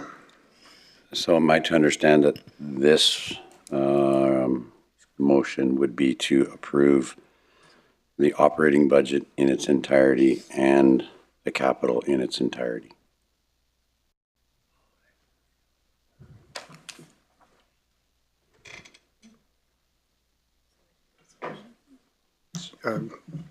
She wants to know which. Yeah, but it's to approve both budgets, operating and capital. So this one's just. Because it says excluding organizational support division and capital. Representing 459 for municipal operations, excluding organizational support services, and 169 as a funding transfer. I realize that, but 459 plus 169, is that not 629?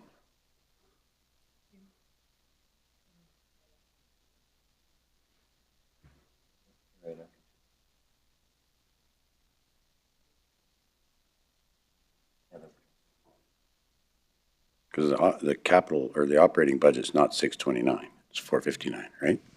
So this would be both budgets. Oh, I can give you mine. The what? Sorry. The motion's up on the screen, but let me see. Here, first.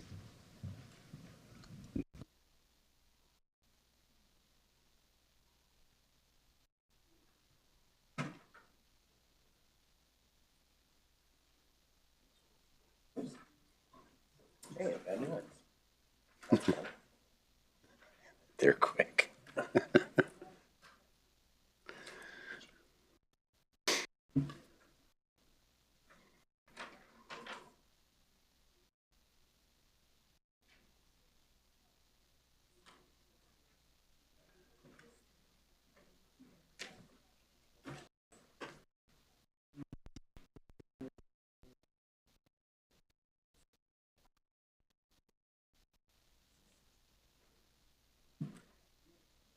Operating presentation. So through the chair to Councillor Ball, the motion is for the operating budget and then the transfers to reserves for capital purposes. And then the actual capital budget. There's,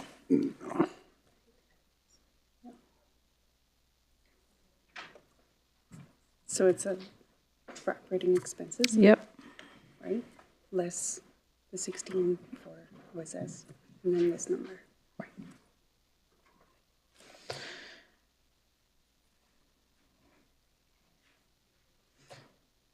So the transfers to reserves for capital purposes is included in the motion, 169. So in theory, that's approving the capital budget. You're approving the money to be available for the capital budget to be approved in a further motion? Yes. It's not, it's just coincidentally the similar number. That's just. It's a contribution towards that Right. capital, yes. Okay. No, I can appreciate that. All right, thank you. Just for clarity, that's all. Thank you, Councillor Ball. Councillor McGrath? Thank you, Mayor Bowman, through the chair. Tonight's going back to the operating budget. I just wonder where would be line item or exposure to like the home equity program. Where would those dollars be allocated and put away? And that was for the the home equity program. I think probably exposed to a few million. Is that line item someplace in your operating budget or put in reserve someplace? Through the chair to Councillor McGrath, no, it is not a part of the operating budget. We have a reserve that has been established historically that is adjusted annually to ensure that there's sufficient funds in there. Okay, and through the chair, where would the money be put away for a contingency fund with the industrial taxes being returned? Through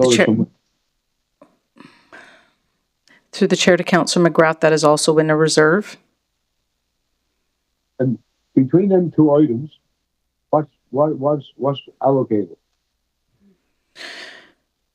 Through the chair to Councillor McGrath, I don't have those exact numbers in front of me. I do know that the value of the reserve the last time I looked at for the home equity program was approximately 18 million. And then the designated industrial property liability is approximately 114 million. But please don't quote me on those numbers. I'm going by memory. So we've gobbled up that 114 million with one already. So I'm just, as far as the reserve goes, I guess the question out of that would be, what would be our total envelope for training dollars for employees from both the union, the exempt staff, and then for your council body? What would be the operating budget for your training next year? Through the chair to Councillor McGrath, 1.2 million.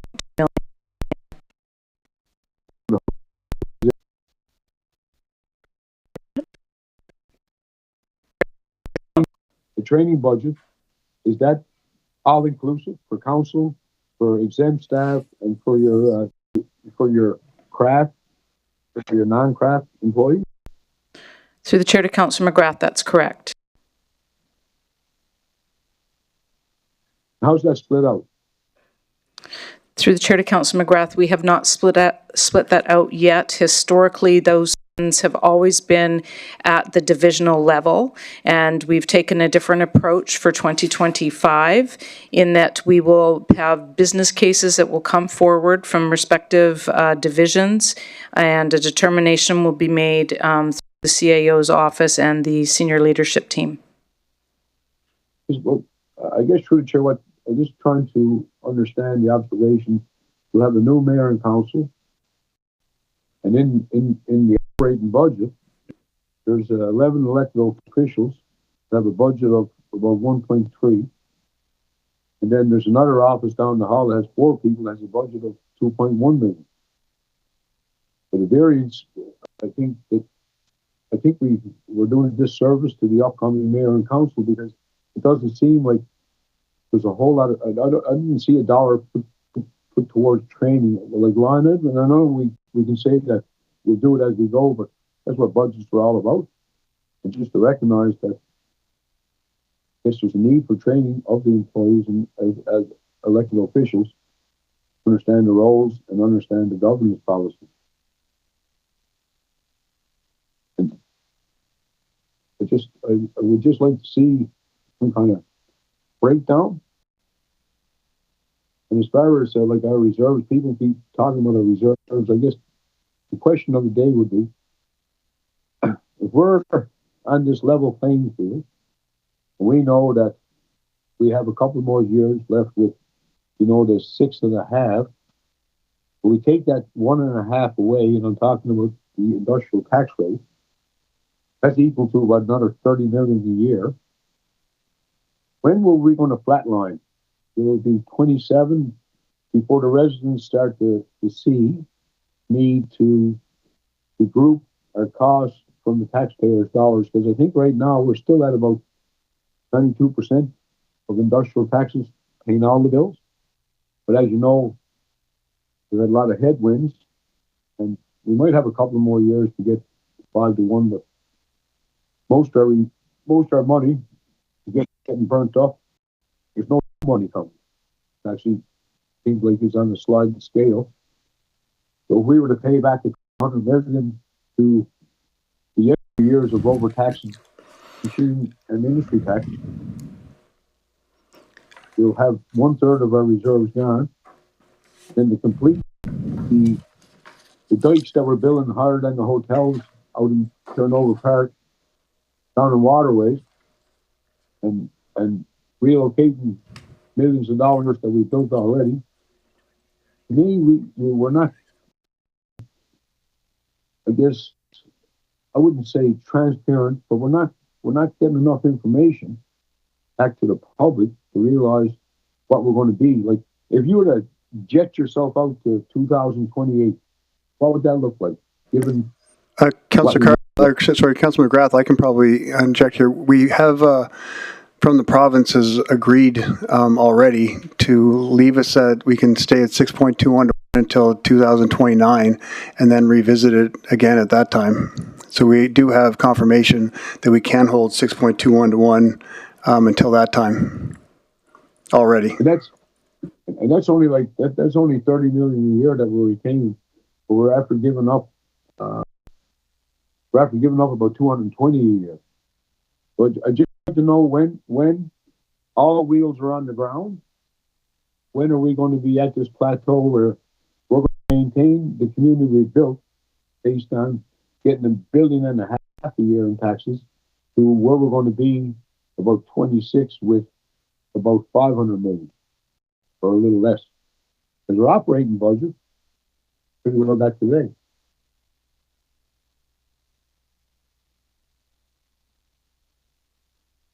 But I guess to have a look outside, because we all talk about forecast and building a plan, a structure plan. When do you think that our industrial tax will level with our operating? Through the chair, Councillor McGrath, I'll be working with the regional assessor to the municipal assessor to identify a plan to reach that 5.21 with that additional 5-year plan that the province has given us. And we'll be bringing that back to council in the new year so that you have visibility to what that will look like.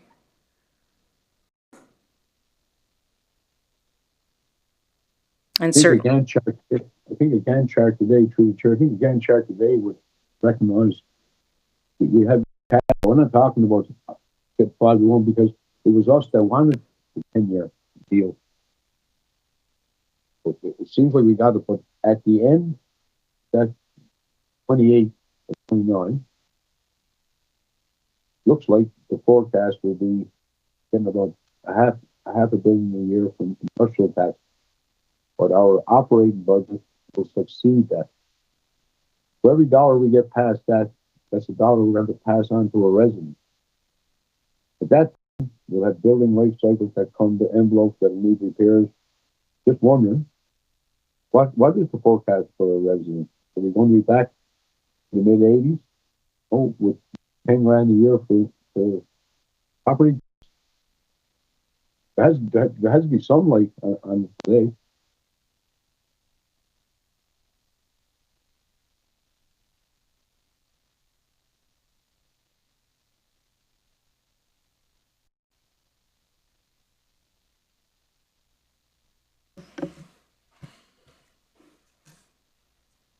Okay, thank you, Councilor McGrath. Maybe we can get something maybe in the future to look at what a forecast will be think we looked at a little bit with different tax ratios, so we'll bring that back in the new year. I guess one other question. I see in the operating budget, what's the variance between last year's operating budget to this year's? Like for 24, we got an operating budget of just a little under 5. With the new building across the bridge coming on play, how much did that spike our operating budget? Through the chair to Councillor McGrath, I'm sorry, could you please confirm what variance you'd like me to speak to? I have the change from the 2024 approved budget to the 2025, but I didn't catch the last portion of your question. And that would suffice. What would suffice? What would be the variance? We have a total increase in the operating expense of $2,131,161. And that's based on various items. We came in lower on our salaries, wages, and benefits of $1,564,205. Contracted and general services, we came down $883,249. Purchases from other governments is up by $3,958,772. That's for the RCMP contract. We've seen an increase in materials, goods, and supplies. That's essentially inflationary impacts on goods and services.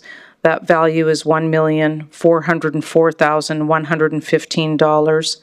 We've also got an increase in provisions for allowance of $1,980,510. That's essentially tax default from one company.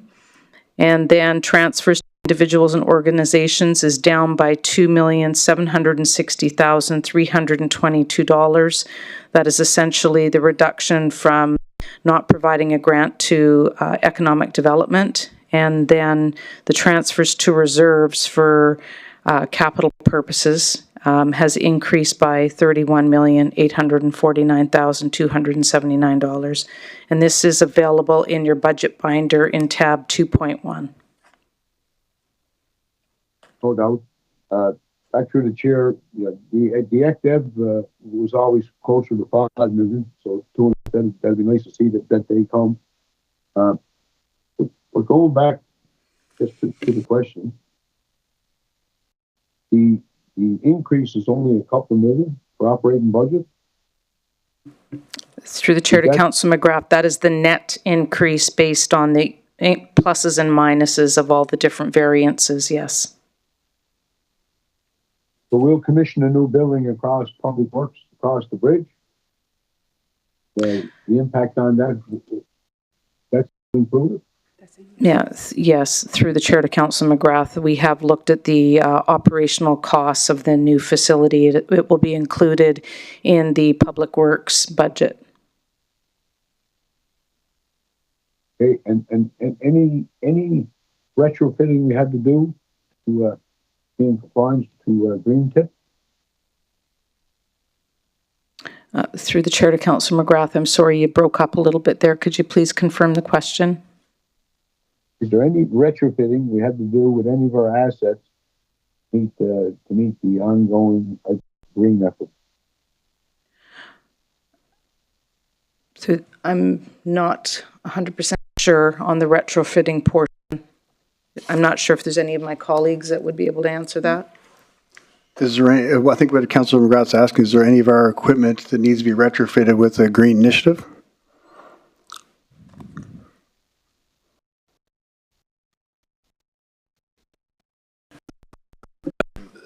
Through the chair to Councillor McGrath, are you talking about the old green trip funding? No, the green trip funding was for the bus shelters, the bus barns, and all that kind of stuff. I think we got a ridership of 2% that costs us about, I think it must be 50 million a year to supply the bus service. But out of all our assets, is there anything that needs to be retrofitted to reduce our greenhouse gas emissions? Do we get any grants? Through the chair to Councilor McGrath, I'm not aware of any grants currently, and none of our current equipment or vehicles would need to be retrofitted for greenhouse gases that I'm aware of. Okay, thank you. Thank you, Councilor McGrath. Councilor Boussier? Through the chair to Lori, just further to Councilor McGrath's question regarding the home equity and emerging reserves and all that, where do we find the number that's allocated for that, the unexpected industry appeals, the home equity program? It's not in this budget. Would it be on our financial statements, or is it part of our investments? Through the chair to Councillor Boussier, that information we provide to you on a quarterly basis with the financial reports, the financial performance reports. Okay. So having said that, what's that number now for appeals for the home equity? I know you mentioned 18 million, but what's the total in our little unexpected pot? Through the chair to Councillor Boussier, I don't have that in front of me right now. We can certainly get that for you. Okay. Yeah, it doesn't have to be today. What's the intended target, and what are we putting in next year in that pot? It's something you don't need to answer today, Lori, but... Can you just confirm for me, please, which reserve you're referring to? Is it the DIP, designated industrial property? Just the slush fund for industry appeals, for the home guaranteed home equity. You mentioned 18 million. I don't know how many houses, how many homeowners are still eligible to that program. That number may be accurate, it may be low, may be high. And the unexpected, like union raises. So all reserves is what you're referring to? Yeah, just what number we allocate, whether it's divided up through 3 different reserves, but how much money we allocate for the unexpected. Because I think Councilor McGrath said, I don't know if we lost 114 million in one appeal. I don't know if that's accurate or not, but I mean, if it is, there goes one appeal, and I know there's more than probably one in the queue right now that we're working on or working with.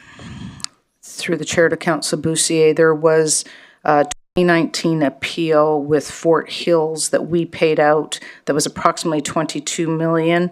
We had projected it to be, we thought that the estimate was going to come in around 44 million.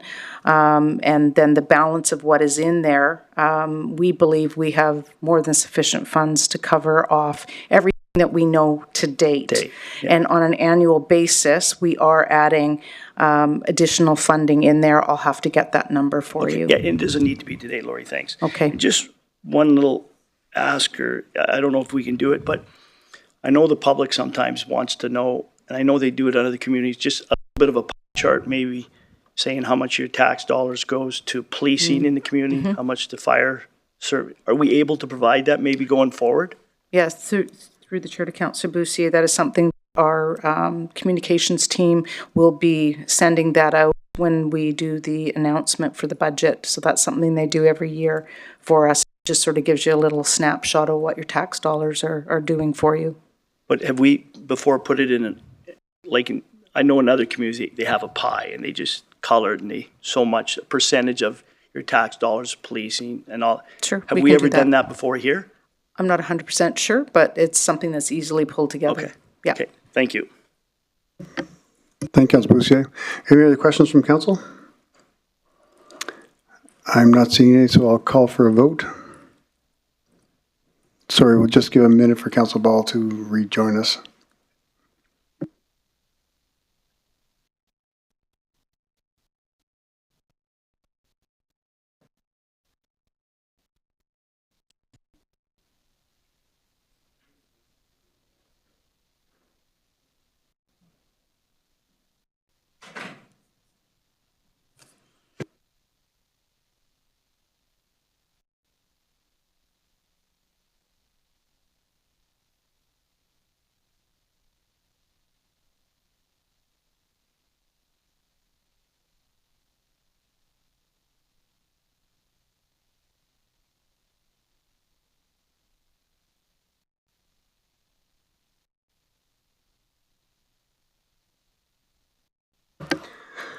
So with that, I'll call for a vote.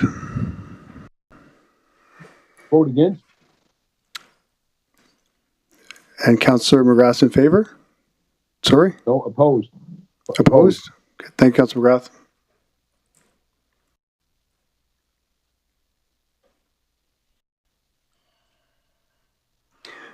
And for the record, we do not have Councillor Cardinal or Councillor Walkman with us right now. So that is carried 6-3. Thank you. Can I have someone make the second motion? Councillor Grandison. Thank you, Mr. Mayor. That the 2025 operating budget be amended to add. Councillor Grandison. Where am I? What's that?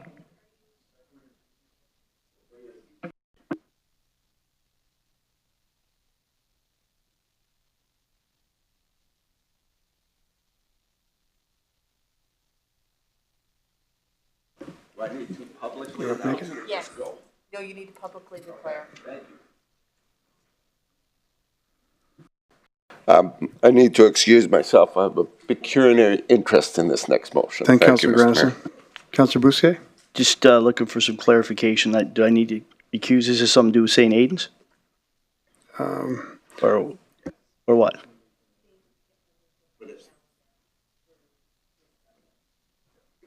So it's just the calendar? Okay. I think I'm good. It's just the calendar. Can I have some second motion? Councillor Banjoko? Thank you, Mayor Bowman. I move that the 2025 operating budget be amended to add $16,301,839 for the Organizational Support Services Division. Thank you. Councillor Ball, do we have any questions from council? I'm not seeing any, so I'll call for a vote. Councillor McGrath? Sorry, thank you, Mr. Mayor. Opposed. Thank you.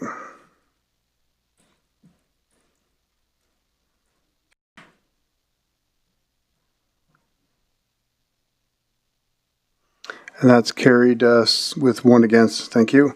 And now we have motions 3 and 4. If we have someone to make motions 3 and 4, please, once Councillor Grandison re-enters. Councillor Banjoko.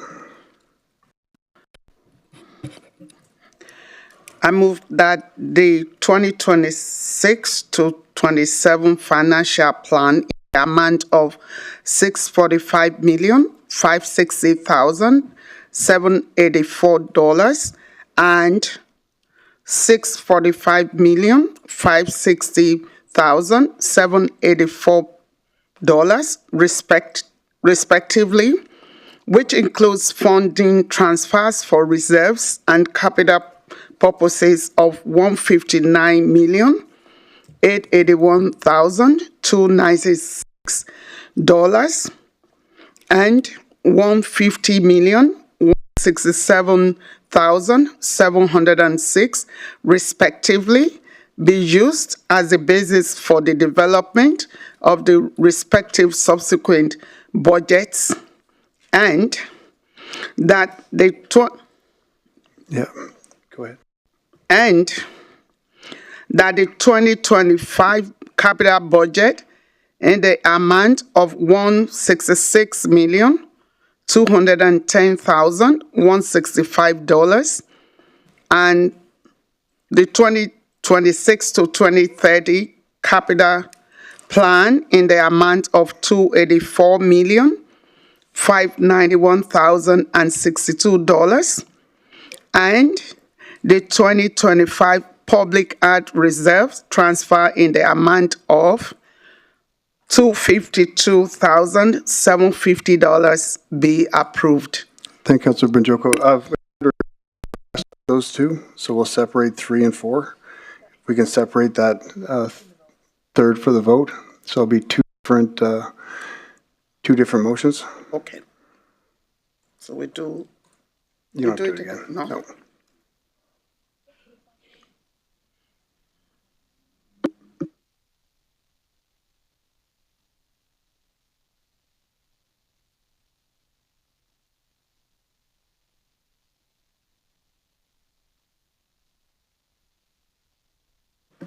And that's seconded by Councillor Dogar. Thank you. Do you have any questions from council on motion number 3? I'm not seeing any, so I'll call for a vote. Councilor McGrath? Opposed? Thank you.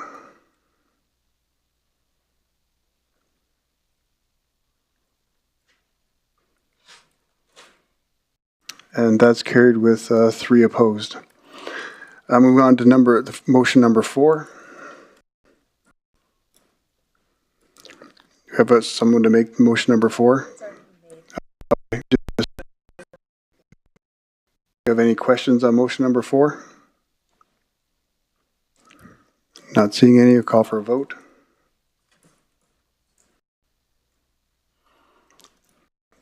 Councilor McGrath?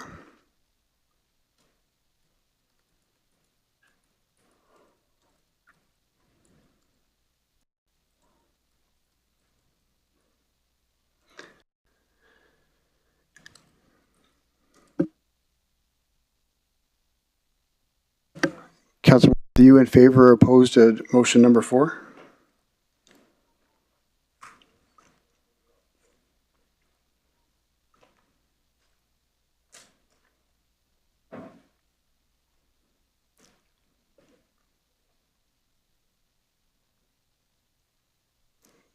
Councilor McGrath, are you in favor or opposed to motion number 4?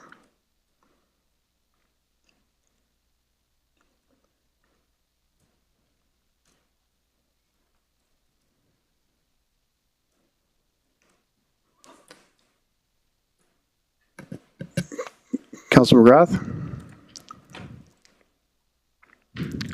Sorry, Mr. Mayor, I hit the wrong button. Opposed? Thank you. Sorry.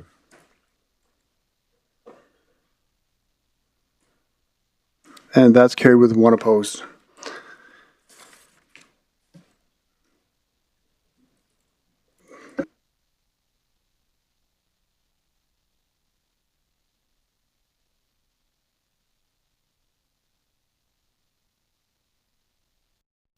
So thank you, everyone, administration, Lori, for all your team, all the work you've done.